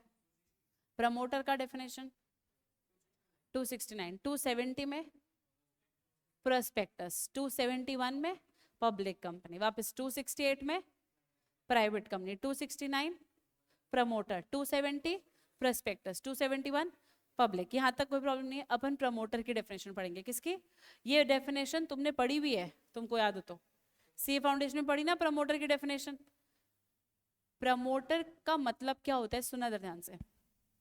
प्रमोटर, कॉन्सेंट्रेट करना, बहुत ध्यान से सुनना, तुम्हारा फोकस मुझे चाहिए, है ना? समझ में आ रही बात सबको? किसका डेफिनेशन पढ़ेंगे अपन? प्रमोटर। किसका? किसका डेफिनेशन? आवाज नहीं आ रही। किसका डेफिनेशन? नहीं आवाज है। किसका डेफिनेशन? आवाज नहीं है। किसका डेफिनेशन? बिल्कुल ही नहीं आ रही है। किसका डेफिनेशन पढ़ोगे? किसका? सुनना था ध्यान से। प्रमोटर का डेफिनेशन कौन से सेक्शन में लिखा है? कौन से सेक्शन में? किस में लिखा है? 269। किस में? तो प्रमोटर की डेफिनेशन में 3 लोगों को प्रमोटर कहते हैं। कितने लोगों को? 3 लोगों को। पहला, सिंपल लिखा है, जिसका नाम प्रमोटर है उसको प्रमोटर कहेंगे भाई, जिसका नाम प्रमोटर है उसको क्या कहेंगे, प्रमोटर ही कहेंगे। पर जिसका नाम प्रमोटर है, प्रमोटर तो कहेंगे, पर उसका नाम आपने प्रमोटर की जैसे कहाँ लिखा है, प्रोस्पेक्टस में। कहाँ पे लिखा है आपने नाम? तो कोई भी ऐसा पर्सन जिसका नाम प्रोस्पेक्टस में लिखा है एज अ प्रमोटर, वो प्रमोटर है। जिसका नाम प्रोस्पेक्टस में कैसे लिखा है, एज अ प्रमोटर लिखा है, वो कौन है, प्रमोटर है। कौन है वो? क्लियर है फर्स्ट। सेकंड, जो पर्सन आपको प्रमोटर जैसा लग रहा है कंपनी की एनुअल रिटर्न में, कौन से रिटर्न में, सुनना था ध्यान से, तुम जब आर्टिकलशिप में आओगे और तुम कंपनीज में आर्टिकलशिप करोगे तो तुमको कंपनीज के लिए हर साल एनुअल रिटर्न बनानी पड़ेगी। क्या बनानी पड़ेगी? फाइनेंशियल स्टेटमेंट्स की बात नहीं कर रही, ट्रेडिंग पीएनएल की बात नहीं कर रही, कैश फ्लोज की बात नहीं कर रही, इसके अलावा एक रिटर्न, एक रिपोर्ट बनानी पड़ेगी जिसको एनुअल रिटर्न कहते हैं। क्या कहते हैं? अब इसमें क्या क्या मैटर्स होते हैं, क्या चीजें डिस्कस होती है, वो तुम्हारे कोर्स में है, उसको अपन पढ़ेंगे पर बाद में। तो ये एनुअल रिटर्न का सेक्शन है 92। कौन सा सेक्शन है? कौन सा सेक्शन है एनुअल रिटर्न का? 92। मतलब कोर्स में तो है। तो सेक्शन 92 में जितने भी मैटर्स बोले हैं वो आपको सब कंपनी एज अ कंपनी बना के फाइल करने पड़ेंगे आरओसी के पास। तो अगर आपका नाम एनुअल रिटर्न में एज अ प्रोस्पेक्टस लिखा है, क्या लिखा है, सॉरी एज अ प्रमोटर लिखा है, एज अ प्रमोटर लिखा है, तो वो भी कौन है, प्रमोटर है। कौन है? मतलब अगर आपका नाम प्रोस्पेक्टस में लिखा है, अगर आपका नाम एनुअल रिटर्न में लिखा है as a promoter, that means you are a promoter. समझ में आ रही बात सबको? ए और बी दोनों क्लियर है? Third, who has control over the affairs of the company. मतलब जो लोग कंपनी में काम देख रहे हैं, control over the affairs of company का मतलब जो लोग कंपनी में काम देख रहे हैं। क्या देख रहे हैं? कंपनी में काम। तो जो लोग कंपनी में काम देख रहे हैं, क्या देख रहे हैं? काम। उन लोगों को अब वो काम कैसे देखेंगे? या तो वो डायरेक्टर बन के काम देख सकते हैं, हाँ या ना, या फिर वो कंपनी में शेयर होल्डर बन के काम दे सकते हैं, या फिर किसी और भी तरीके से आप कंपनी में काम देख सकते हो। डायरेक्टली देखो चाहे इनडायरेक्टली, जैसे डायरेक्टर का रिलेटिव आ रहा है, वो कंपनी के मैनेजमेंट देख रहा है, शेयर होल्डर का बड़ा भाई है, आ रहा है मीटिंग में, देख रहा है कंपनी क्या काम कर रही है और उसके हिसाब से पूरा कंपनी चल भी रहा है, तो वो भी प्रमोटर है। समझ में आ रही है कि बात सबको? तो प्रमोटर का मतलब हो गया हर वो पर्सन जो किसको कंट्रोल कर रहा है, किसको कंट्रोल कर रहा है, कंपनी के अफेयर्स को। किसको कंट्रोल कर रहा है? कंपनी के अफेयर्स को। कैसे कंट्रोल करेगा अफेयर्स को? या तो शेयर होल्डर बन के, या फिर डायरेक्टर बन के। या तो क्या बन के? शेयर होल्डर, या फिर क्या बन के? डायरेक्टर बन के, या फिर किसी भी और तरीके से डायरेक्टली कंट्रोल करे खुद से, या फिर इनडायरेक्टली। कैसे कंट्रोल करे? डायरेक्टली या फिर इनडायरेक्टली। बोलो बात समझ में आ रही है? तो प्रमोटर अभी तक 3 लोग हो गए। कौन कौन से? जिसका नाम प्रोस्पेक्टस में लिखा गया है, जिसका नाम एनुअल रिटर्न में लिखा गया है, जो कंपनी के अफेयर्स को कंट्रोल कर रहा है डायरेक्टली इनडायरेक्टली। कैसे कंट्रोल करेगा? शेयर होल्डर बन के, या फिर डायरेक्टर बन के। क्या बन के? शेयर होल्डर बन के, या फिर डायरेक्टर बन के, या फिर किसी और तरीके से। क्लियर? थर्ड पर्सन कौन होता है जो प्रमोटर है? जिसके कहने पर, जिसकी बात मानकर, जिसके इंस्ट्रक्शंस को फॉलो करके कंपनी का बोर्ड ऑफ डायरेक्टर काम कर रहा है। ऐसा कोई पर्सन जिसके कहने पर कंपनी का बोर्ड ऑफ डायरेक्टर्स काम कर रहा है, एडवाइस पर, इंस्ट्रक्शंस पर, या फिर डायरेक्शंस पे, तो वो पर्सन भी प्रमोटर है। कौन है? प्रमोटर। तो 3 लोग प्रमोटर हो गए। सबसे पहला, 4 लोग जिसका नाम प्रोस्पेक्टस में लिखा है, जिसको हम एनुअल रिटर्न में प्रोस्पेक्टस कह रहे हैं। थर्ड इज जो कंपनी के अफेयर्स को कंट्रोल कर रहा है 2 तरीके से, डायरेक्टर बन के, डायरेक्टली इनडायरेक्टली। कैसे बन के? डायरेक्टर बन के, या फिर शेयर होल्डर बन के, या फिर जिसके एडवाइस पर कंपनी के बोर्ड ऑफ डायरेक्टर्स काम कर रहे हैं, is accustomed to act. Accustomed मतलब काम करना पड़ेगा, मैंने कह दिया ना, ऐसा करना पड़ेगा। That is promoter. समझ में आ रही बात? ऐसा नहीं है कि मैंने कहा तुम्हारी इच्छा हो तो देख लेना, नहीं, इच्छा नहीं है तुम्हारी, मैंने बोल दिया तुमको ऐसा ही करना है, तुमको करना ही पड़ेगा। That is accustomed to act. समझ में आ रही है क्या बात सबको? मतलब ऐसा कोई पर्सन जिसके डायरेक्शंस पर तुमको काम करना ही है, वो कौन कहलाएगा? प्रमोटर कहलाएगा। कौन कहलाएगा? प्रमोटर। समझ में आ रही क्या? पर इसमें एक पर्सन प्रमोटर नहीं होता है। कौन सा पर्सन? कोई भी पर्सन जो प्रोफेशनल कैपेसिटी में काम करता है। तुमको एग्जांपल याद होगा, सीए फाउंडेशन में अपन ने लिया भी था। कोई भी पर्सन जो किस में काम करता है, तुम अभी तो सीए इंटर में हो, आर्टिकलशिप में आओगे, है ना, सीए बन जाओगे, बोलो हाँ है ना, तुम कंपनी को बताओगे तो सही ना, तुम प्रोफेशनल बन गए, है ना, तुम क्या बन गए? प्रोफेशनल। तुम सीए प्रोफेशन में हो, तो तुम जब प्रोफेशनल बनने के बाद कंपनी को मदद करोगे या कंपनी के बोर्ड ऑफ डायरेक्टर्स को बोलोगे कि यार ऐसे काम करना है, क्योंकि इनिशियली कंपनी के बोर्ड ऑफ डायरेक्टर्स को नहीं समझ में आ रहा कैसे काम करना है, तो वो तुमसे एडवाइस ले रही है कि बताओ सीए साहब क्या करना है। वो तुमसे क्या ले रही है? एडवाइस, कि बताओ क्या करें, हमको तो कुछ समझ ही नहीं आ रहा है। तो तुमने एडवाइस दे दी। अब तुमने एडवाइस दे दी तो प्रमोटर वाली डेफिनेशन ने तुमको पकड़ लिया कि तुम तो एडवाइस दे दिए जिसके हिसाब से बोर्ड ऑफ डायरेक्टर्स काम कर रहे हैं, तो तुम तो प्रमोटर हो गए। तो तुम प्रमोटर नहीं हो। क्यों? क्योंकि तुमने एडवाइस दी है कौन सी कैपेसिटी में? प्रोफेशनल कैपेसिटी में। कौन सी कैपेसिटी में? तो प्रोफेशनल कैपेसिटी में कोई एडवाइस दी है तो तुम प्रमोटर नहीं हो। पर तुम्हारे घर में तुम्हारे कजन्स की कंपनी है ना, अब तुम सीए हो, है ना, उनको लगता है कि यार मेरे पे तो इतनी नॉलेज है नहीं, क्योंकि जो कजन्स की कंपनी वो तो सारे बीकॉम किए हुए हैं। क्या किए हुए? बीकॉम। तुम अकेले चार्टर्ड अकाउंटेंट हो, तुम अकेले कौन हो? अच्छा, तो वो तुम्हारे पास बार बार आते हैं कि बताओ यार, हर साल हर महीने में एक बार आ जाते हैं तुमसे राय लेने के लिए। वो कंपनी के बोर्ड ऑफ डायरेक्टर्स है, पर बार बार किसकी राय लेते हैं? तुम्हारी राय लेते हैं कि बताओ क्या करना चाहिए, बताओ क्या करना चाहिए। तो तुमने बोला बाकी तो क्या करना चाहिए छोड़ दो, तुम्हारी कंपनी बढ़िया चल रही है, मेरे को ले लो इसमें। समझ में आ रही? मतलब बेसिकली अगर तुम अपने घर वालों को कोई क्या देते हो, ओपिनियन देते हो, कोई एडवाइस देते हो कंपनी में चलाने के लिए, और उसके हिसाब से कंपनी के बोर्ड ऑफ डायरेक्टर्स भी काम कर रहे हैं, तो क्या तुमने प्रोफेशनल कैपेसिटी में एडवाइस दी है? क्या नहीं। घर वाले को एडवाइस दे रहे हो तो पर्सनल कैपेसिटी में दे रहे हो। घर वालों को एडवाइस दे रहे हो तो भाई तुम सीए हो, पर सीए हो तो अपने बिजनेस में सीए हो ना, घर पे तो भाई बहन ही हो। समझ में आ रही है क्या? घर पे भी सीए ही रहेगा, पर एडवाइस पर्सनल कैपेसिटी में आ जाएगी। और आप अपने बिजनेस में बैठे हो, ऑफिस में बैठे हो, तो एडवाइस प्रोफेशनल कैपेसिटी की हो जाएगी। समझ में आ रही है क्या बात सबको? तुम जब ऑफिस में बैठे होते हो तब तुम क्लाइंट से थोड़े से तरीके से बात करते हो, मैनरिज्म से बात करोगे। घर पे भाई बहनों के साथ थोड़ी वैसे बात करोगे, उतने तरीके से करोगे क्या? नहीं ना। तो वही चीज है, वो हो गया प्रोफेशनल कैपेसिटी, और घर पे कौन सा हो गया? Personal capacity. तो पर्सनल कैपेसिटी में तुम एडवाइस दे रहे हो, वहां तुमको प्रमोटर मान लिया जाएगा, भले ही तुम सीए हो, उससे हमको कोई मतलब नहीं है।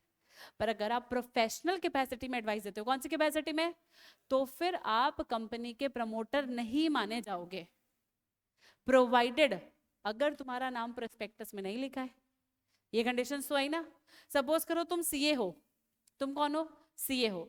तुम्हारे कहने पर कंपनी के बोर्ड ऑफ डायरेक्टर्स काम कर रहे हैं, तुम्हारे कहने पर कंपनी के बोर्ड ऑफ डायरेक्टर्स काम कर रहे हैं, तो तुमने ये लाइन पढ़ ली बहुत अच्छे से, तो तुमने कहा कि मैम ने सिखाया था, हम सीए हैं, हम बोर्ड ऑफ डायरेक्टर्स को अगर कोई ओपिनियन देते हैं तो हम तो नहीं होते प्रमोटर। पर तुम्हारा नाम लिखा है प्रोस्पेक्टस में एज अ प्रमोटर, तो तुम प्रमोटर हो क्या? हाँ। फिर इस लाइन का कोई मतलब है क्या? नहीं, क्योंकि ये कंडीशंस और में है।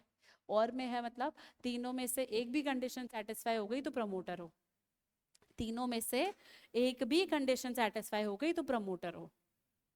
समझ में आ रही है क्या बात सबको? क्योंकि तीनों कंडीशंस में और लिखा है, एंड नहीं लिखा है। आपका नाम प्रोस्पेक्टस में लिखा है, प्रमोटर हो। आप आइडेंटिफाइड हो as a promoter in annual return, promoter हो। समझ में आ रही बात सबको? आपके कहने पर, एडवाइस पे, डायरेक्शंस पे, इंस्ट्रक्शंस पे कंपनी के बोर्ड ऑफ डायरेक्टर्स काम कर रहे हैं, आप प्रमोटर हो। क्लियर है? पक्का? और जिसका कंपनी में अफेयर्स को पर कंट्रोल है as a shareholder, director, वो भी कौन हो गया? प्रमोटर हो गया। कौन हो गया? प्रमोटर। प्रमोटर का definition section number 2 private company का, प्राइवेट कंपनी का 270 में, 271 में। याद ये तो नहीं भूलोगे ना, लास्ट डे तक भी नहीं भूलोगे ना, 68 से लेकर 71। अब सुनना क्या लिखा है। Provided that a person who is acting merely in a professional capacity, उसको अपन प्रमोटर नहीं कहते, जैसे कि सॉलिसिटर, बैंकर, अकाउंटेंट, ये प्रमोटर्स नहीं होते जनरली। ठीक है, चलो डिसीजन पढ़ते हैं अपन डायरेक्टली, केस का नाम बाद में पढ़ेंगे। Person who introduce business operations to the world through company, इसको प्रमोटर बोलेंगे क्या? Person who introduce business operations to the world through company, एक वो पर्सन है जिसने पूरे वर्ल्ड में ये बताया कि काम ही कैसे करना है, बिजनेस ऑपरेशंस ही कैसे करना है, तो ये प्रमोटर कहलाएगा क्या? चलो इसके लिए अपन एक काम करते हैं, आईसीआई की बुक देखते हैं।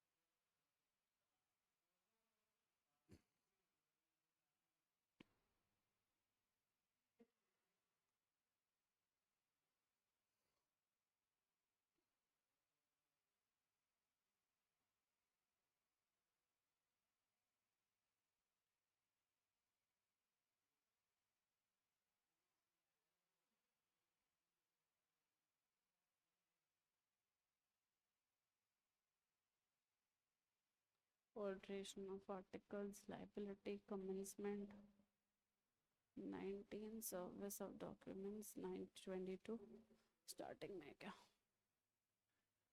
या फिर उसमें लिखा होगा, फिर उसमें ही होगा चैप्टर 1 में, क्रोम ऐड सीडीएस नहीं।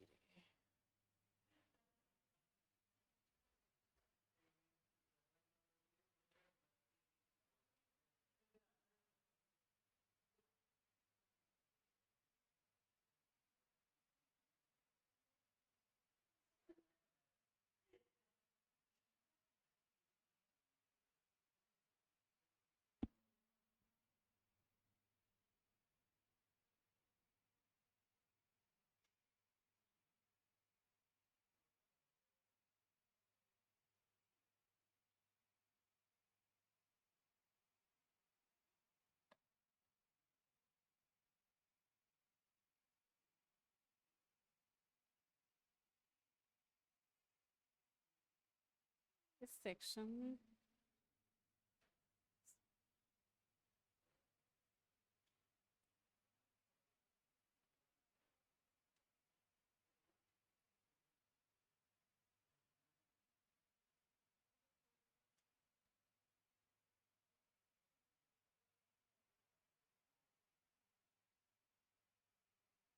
चलो बुक में से बाद में दिखाऊंगी, इधर आओ, कहाँ गया मॉड्यूल 1 फाइनल, इसको अपन फिर बाद में डिस्कस करेंगे, सारे केस लॉस को जहाँ पे आएंगे वहीं डिस्कस करेंगे।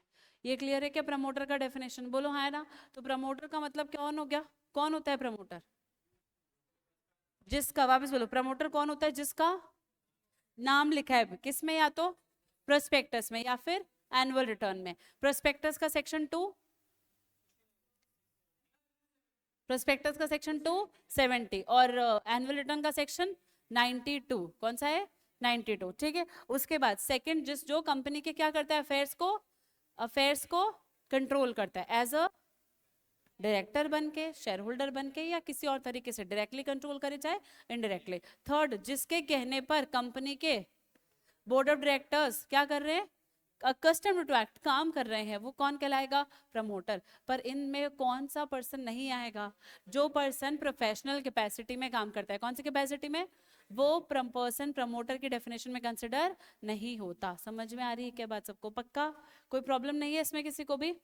अब अपन चलते हैं आईसीआई के एग्जाम पेपर्स पे। इतना जल्दी एग्जाम पेपर्स पे आ गए क्या मैम अपन?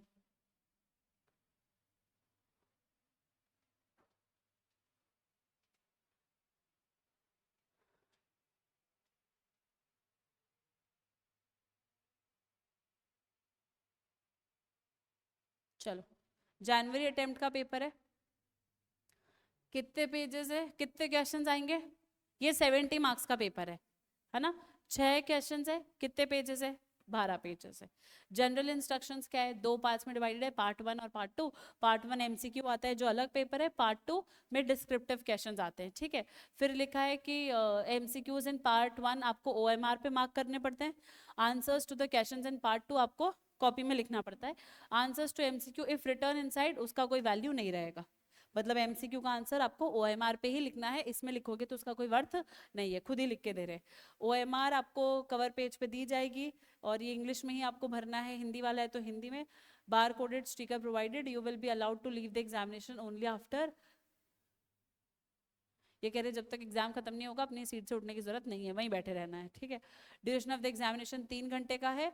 आपको डिस्क्रिप्टिव पेपर को सबमिट करना है along with OMR cover page, पूरा मतलब आपको सबमिट करना है। फिर ये लिखा है the invigilator will give you acknowledgement on page 2 of the admit card upon receipt of the descriptive.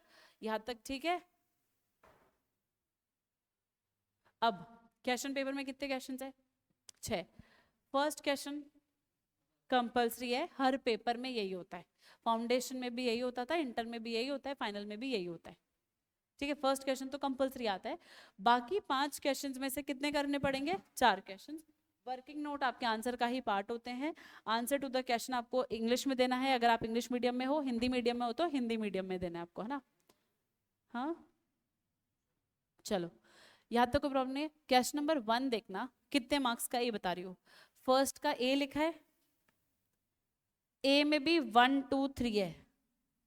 अच्छा ये तो चलो मीटिंग टाइप ही है, ये आपको आंसर करना है referring to the applicable provision. बताओ शेयर होल्डर सही कर रहा है कि नहीं कर रहा है, ये तुमसे पूछा है। 5 नंबर में ये केस स्टडी तुमको बना के दी है। बी वाला भी कितने मार्क्स का है, 5 नंबर का। और सी वाला कितने मार्क्स का है, कितने मार्क्स का क्वेश्चन हो गया, 14 मार्क्स का क्वेश्चन नंबर 1 हो गया। और जो सी वाला पार्ट है जो 4 नंबर का है, उसमें फर्दर कितने पार्ट्स में आंसर देना है, 2 पार्ट्स में। तुमको पता है ये तो आईसीआई का फेवरेट है, पार्ट के अंदर पार्ट, पार्ट के अंदर पार्ट देना। तो समझ में आ रही है ना बात सबको। तो ये इस तरीके से 14 मार्क्स का फर्स्ट क्वेश्चन हो गया। कितने मार्क्स का पेपर है, 14 का, तो ये हो गया, है ना। अब उसके बाद क्वेश्चन नंबर सेकंड पे चलते हैं। सेकंड में क्या बोला है, 3 + 2, मतलब ए वाला जो पार्ट है वो 3 नंबर का है, और ए का फर्स्ट इज 3 नंबर का, सेकंड इज 2 नंबर का। बी वाला वापस 5 नंबर का है, ये पूरी कंपनी की केस स्टडी दे रखी है। और जो सी वाला पार्ट है ये इतना सा क्वेश्चन है 4 नंबर का, ये डायरेक्ट क्वेश्चन है। ये जनरल क्लॉज एक्ट अपन पढ़ेंगे, अदर लॉज में वहां से पूछा है ये, है ना। और इसमें डायरेक्ट क्वेश्चन नहीं आता है हमेशा। कौन सा क्वेश्चन आएगा, ये केस स्टडी नहीं आएगा, इसमें डायरेक्ट ही आप लिख के आ जाओ, बहुत बड़ी बात है, बच्चों के हिसाब से बता रही हूँ। हार्ड नहीं है, बच्चों से लर्न नहीं होता, क्योंकि इसमें लर्न मतलब जो लिखा है वही लर्न करना पड़ेगा, तभी मार्क्स मिलेंगे। इसकी लैंग्वेज हार्ड नहीं है, जैसा लिखा है ना बुक में वैसा ही आपको लिखना पड़ेगा, अदरवाइज आपको मार्क्स नहीं मिलेंगे, आपने सेम पॉइंट्स नहीं लिखे तो। अब कंपनीज एक्ट में तो क्या है, आपने लैंग्वेज मन से भी बना ली तो चल जाएगा। यहाँ पे पहली बात लैंग्वेज मन से बनेगी नहीं, और दूसरी बात बना भी ली तो लिखने के मार्क्स नहीं मिलेंगे उतना, आपको एक एक्यूरेट आंसर चाहिए यहाँ पे। तो ये वैसा टाइप है। कितने मार्क्स का हो गया अभी, 14 नंबर का टोटल पूरा क्वेश्चन नंबर सेकंड के 3 पार्ट्स हो गए। थर्ड का ए 5 नंबर का, बी अगेन 5 नंबर का, सी अगेन 4 नंबर का, तो थर्ड क्वेश्चन भी 14। ऐसे 14 14 14 करके 5 क्वेश्चन आएंगे तो 70 नंबर का पेपर बन जाएगा। समझ में आ रहा है पेपर कैसा आएगा, बोलो हाँ या ना। अब अपन देखें, अपन ने अभी तक कुछ थोड़ा बहुत जो पढ़ा है उसमें से कुछ है क्या इसमें,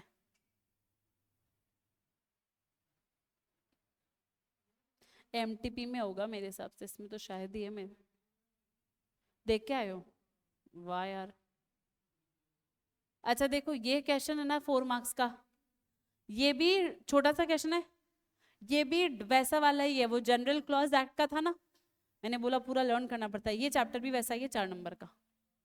मतलब सुनो मेरी बात, क्वेश्चन नंबर सेकंड में एक क्वेश्चन ऐसा दे दिया जो लर्न करना ही है, क्वेश्चन नंबर थर्ड में भी एक क्वेश्चन ऐसा दे दिया जो लर्न नहीं करना पड़ेगा और कोई स्कोप नहीं। मतलब अगर बच्चे के मन में आता है कि मुझे क्वेश्चन नंबर सेकंड का ए आता है, बी आता है, पर सी नहीं आता, जनरल क्लॉज वाला, क्वेश्चन नंबर थर्ड का भी ए भी आता है, बी भी आता है, पर सी नहीं आता, तो उसके लिए दोनों क्वेश्चंस में एक या 4 नंबर का तो उसको छोड़ना ही पड़ेगा, हाँ या ना। इसीलिए आप हम मतलब मैं एडवाइस करती हूँ कि अपन को ये चैप्टर्स छोड़ने ही नहीं है, क्योंकि आप 4 नंबर जबरदस्ती गवा रहे हो। क्योंकि आपको थर्ड का ए भी आता है फॉर एग्जाम्पल, उसका कोई सेंस नहीं है, क्योंकि तुमको सेकंड और थर्ड में से एक ही अटेम्प्ट करना है ना, फॉर एग्जाम्पल मैं कह रही हूँ। और अगर तुमको सपोज करो क्वेश्चन नंबर 5 कुछ भी नहीं आता, तो सेकंड और थर्ड दोनों अटेम्प्ट करोगे। भाई क्वेश्चन नंबर 5 में तुमको एक भी नहीं आता, ए बी सी में से आधा दूर आता है, तो तुमको क्या अटेम्प्ट करना पड़ेगा, सेकंड और थर्ड अटेम्प्ट करना पड़ेगा। उसमें से 4 नंबर का तुमको आता ही नहीं बिल्कुल ही, तो 8 नंबर तो ऐसे ही गए। समझ में आ रही है ना बात सबको? तो वही वही तो कह रही हूँ, तो इसमें तो तुम्हारे मतलब ये तुमको पढ़ के जाना पड़ेगा इन शॉर्ट। समझ में आ रही है क्या बात सबको? क्योंकि जो अटेम्प्ट किया है उसमें भी हमारे पास 8 नंबर चले गए। समझ में आ रही है? 70 में से 8 तो गए, 62 बचे। अब 62 में से कितने मार्क्स तुम ला पाते हो, तुम्हारा टैलेंट है क्या, वो भी आएगा अभी पिक्चर में कि 62 का अटेम्प्ट करोगे तो अप्रोक्सीमेटली 50% आएंगे, तो 30 मार्क्स में अज्यूम कर लियो, वो भी कब, जब अच्छा लिखा है तब। हाँ तो उसमें 60 में से 30 आने भी तो चाहिए ना। अभी बताती हूँ तुमको, बताती हूँ। मेरे पास ना अभी 2 दिन पहले एक स्टूडेंट मिलने आई थी, 2-3 बार अटेम्प्ट दे चुके इंटर का, है ना। उसके हालत ऐसी है, उसके बताऊँ कितने मार्क्स आते हैं, 100 में से 30 नंबर आ रहे हैं, 100 में से 30। 100 हर सब्जेक्ट में, एक ही ग्रुप दे रही है, हर सब्जेक्ट में 100 में से 30 है, 100 में से 25 है, 35 है, 40 है तो बहुत रेयर है, एक सब्जेक्ट में होंगे इतने मार्क्स उसमें, तो उसका टोटल आ रहा है 110 का। 300 में से 150 आने चाहिए, टोटल कितने का आ रहा है, 110 का आ रहा है। और जब मैंने उससे पूछा कि मार्क्स कितने कहाँ से आते हैं, तो जैसे फॉर एग्जांपल उसने लॉ का पेपर दिया है ना, फॉर एग्जांपल लेते हैं, तो लॉ का पेपर उसने दिया, यहाँ से नहीं पढ़ी हुई है, बाहर से पढ़ी हुई है, पर वो मतलब मेरी 12th में स्टूडेंट रही हुई स्कूल में। तो वो इस तरीके से आई थी मुझसे मिलने की, अब क्या करूँ समझ नहीं आ रहा, 3 बार तो अटेम्प्ट दे दिया, वो भी एक ही ग्रुप दे रही हूँ 3 बार से, पर वो भी नहीं निकल रहा है, तो अब क्या करूँ, एक ग्रुप ही 3 बार दे दिया, वो ही नहीं निकल रहा है, अब आगे क्या करूँ, एक ग्रुप ही दूँ, 2 ग्रुप दूँ, तो ऐसे पूरा वो पूछने आई थी। तो मैंने पूछा मार्क्स कितने आते हैं डिस्क्रिप्टिव में बताओ। तो फॉर एग्जाम्पल लॉ का अपन एग्जाम्पल लेते हैं, 70 नंबर का पेपर है, 70 में से बताऊँ कितने आते हैं, 5 नंबर या 10 नंबर। और लिख के कितने का ये एग्जाम है, पूरा 70 नंबर का, लिख के पूरा 70 का ही है। चलो 10 हटा देते हैं अपन, मान लेते हैं चलो 10 का घटिया लिखा होगा, हटा दो। 60 में से कितने आए हैं, 5 या 10 नंबर बस। बाकी 30, कितनी बार, हर बार पढ़ के जा रही है, हर बार पढ़ के जा रही है और एक ही ग्रुप दे रही है। वो कॉपीज दिखाने ही लाई थी, तभी तो उसने बोला, तभी तो उसको पता है ना कि 70 में से इतने आए हैं और 30 में से इतने आए हैं। बिना कॉपी मंगाए तो आपको कैसे पता चलेगा, वो बाद की बात है। और 30 का जो एमसीक्यू पार्ट है उसमें उसके आ रहे हैं 10 नंबर, 15 नंबर, 20 नंबर, तो अप्रोक्सीमेटली 25-30 के आसपास उसका बैठ रहा है। ऑलमोस्ट हर सब्जेक्ट में यही रिकॉर्ड है, तभी टोटल 110 का ही हो रहा है। एक में 40 होंगे, एक में 40 होंगे, एक में 30 होंगे, ऐसा कुछ उसके मार्क्स है, इससे ऊपर उसके मार्क्स नहीं है, ये चल रहा है उसका रिकॉर्ड। मतलब 70 में से जो तुम ये कह रहे हो ना कि 10 नंबर का नहीं भी किया तो 60 में से 50% तो आते ही हैं, पर ये उस बच्चे के हैं जो आंसर सही लिख के जाता है। तुम सीए फाउंडेशन का एग्जाम दे के आए हो, तुमको पता है कि तुम अगर 100 में से 10 नंबर का हटा के 90 नंबर का लिख के आए हो, तब तुम्हारे 40 आए हैं या 45 आए हैं या 50 आए हैं। तो 50% तब आए हैं जब तुमने बहुत मेहनत करी और आंसर सारे लिख के आए हो, और सही लिख के आए हो तुम्हारे हिसाब से, तुम एग्जाम के बाद ऐसे थे कि हाँ लिख के सारा आया हूँ, सही लिख के आया हूँ, तब तुम्हारे 45 आए हैं या 50 आए हैं। जहां पर तो सुनो, जहां पर सीए फाउंडेशन में इतना एनालिसिस भी इन्वॉल्व नहीं था, डेफिनेशंस का या सेक्शन का या किसी भी चीज का। तुम अगर अभी 6 दिन से या 7 दिन से फील कर रहे हो, तो तुमको भी लग रहा होगा कि मैम हर एक वर्ड का यहाँ पे डिटेल में मीनिंग बता देती है। क्यों बताती हूँ, क्योंकि इंटर में लॉ का पेपर बनता ही वैसे है, ये फाउंडेशन नहीं है। यहाँ पे मैंने अभी तुमको 3 क्वेश्चंस दिखाए, उसमें से सिर्फ 2 क्वेश्चंस डायरेक्ट दिखे, वो भी कंपनीज एक्ट के तो नहीं थे, वो अदर लॉज के थे, वो भी मुश्किल है, उनको तो मैंने हटा ही दिया। बाकी जितने भी क्वेश्चंस केस स्टडीज में थे वो अच्छे क्वेश्चंस हैं। समझ में आ रही बात सबको? तो हमको यहाँ पे प्रैक्टिस प्रैक्टिस प्रैक्टिस, बहुत ज्यादा प्रैक्टिस, बोलने की प्रैक्टिस, मैंने बोला ना चुप रहोगे अटेम्प्ट लगेगा, चुप रहोगे अटेम्प्ट लगेगा, ये मान के चलना, बोलोगे अटेम्प्ट नहीं लगेगा। हाँ पक्का है, मेरे सब्जेक्ट की बात कर रही हूँ, अटेम्प्ट मतलब मेरे सब्जेक्ट में तो प्रॉब्लम नहीं आएगी, बाकी तो तुम्हारा है, मैं मेरे सब्जेक्ट की बात कर रही हूँ, बाकी तो तुम किसी में क्या करते हो वो तुम्हारा है, मैं मेरे सब्जेक्ट की बात कर रही हूँ। समझ में आ रही ना बात सबको, थ्योरी में क्लियर? तो कोई प्रॉब्लम है क्या यहाँ तक? प्रमोटर की डेफिनेशन अपन ने जो पढ़ी, बोलो हाँ या ना। तो यहाँ पे देखो क्वेश्चन नंबर 5 है ना, ये CSR का आ गया 5 नंबर का, ये 4 नंबर के, ये LLP का डायरेक्ट ही आता है, चाहे कहीं पे भी चल जाओ,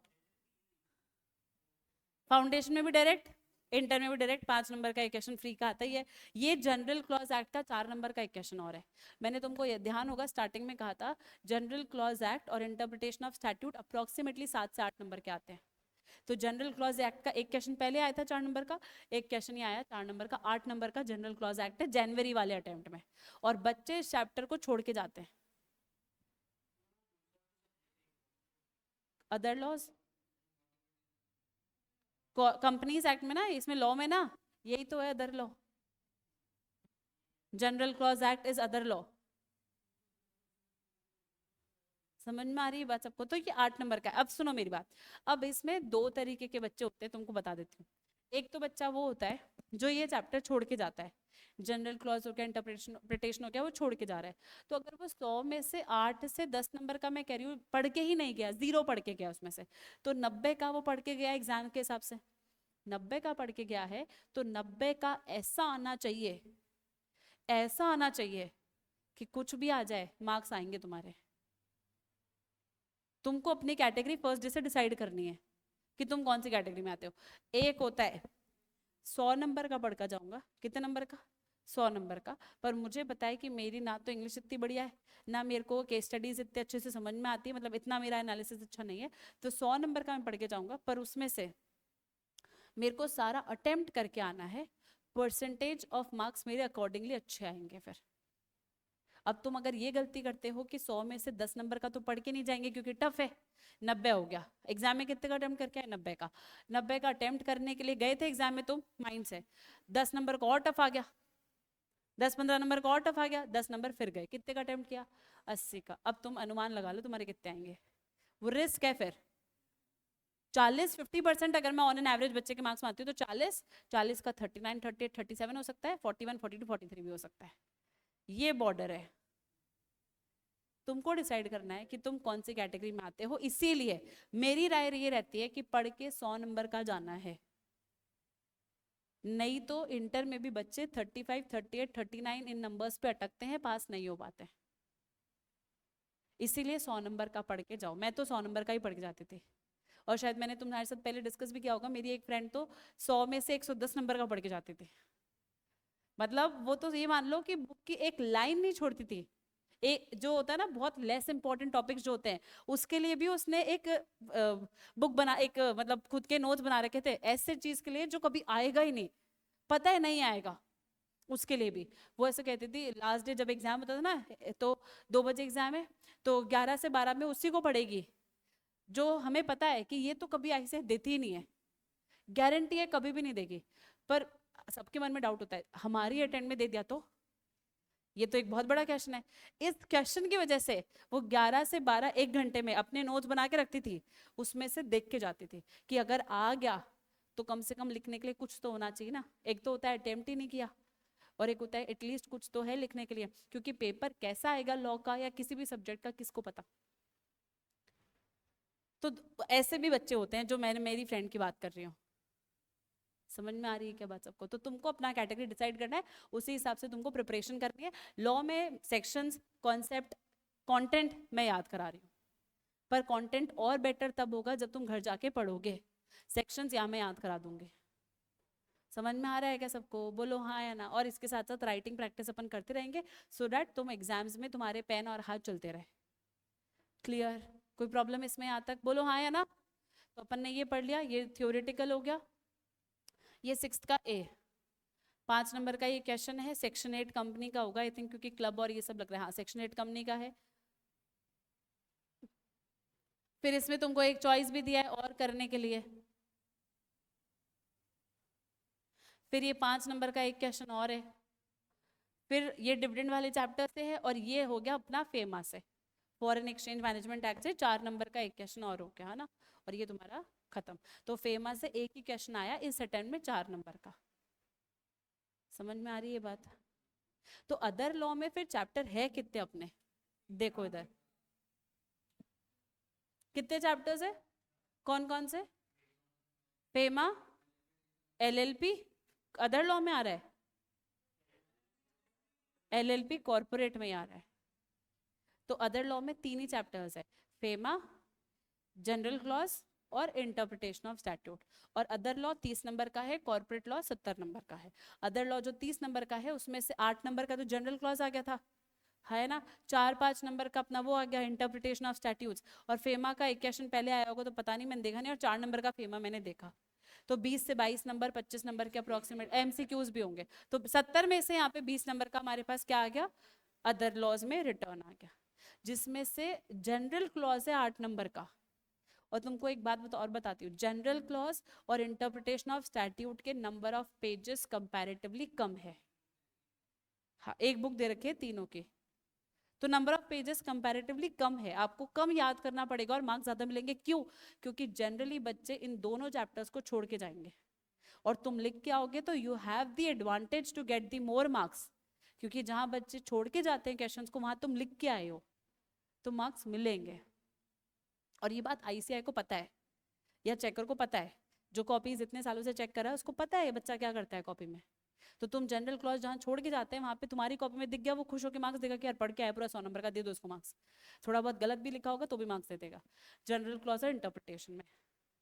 तो इसलिए ऐसे चैप्टर्स को हमेशा पढ़ के जाना होता है, क्योंकि इसमें आपके पास एडवांटेज रहता है दूसरे बच्चे के कंपैरिजन में। समझ में आ रही है क्या बात सबको? डेफिनेशन क्लियर है क्या? अपन ने प्रमोटर की पढ़ी थी, बोलो हाँ है ना? क्लियर? कैसे पढ़ना है, कैसे याद हो रहा है? मुझे एक बात बताओ, अभी याद हो रहा है क्या? सेक्शंस याद हो रहे हैं क्या? पक्का? जो कंटेंट है वो घर जाके पढ़ रहे हो कि नहीं पढ़ रहे हो? हाँ नमन, घर जाके पढ़ रहे हो कि नहीं पढ़ रहे हो कंटेंट सारा? विनीत, कोई प्रॉब्लम नहीं है किसी को? बाकी अपन पढ़ेंगे कल, कोई दिक्कत? चलो okay guys, bye bye, nice day, take care.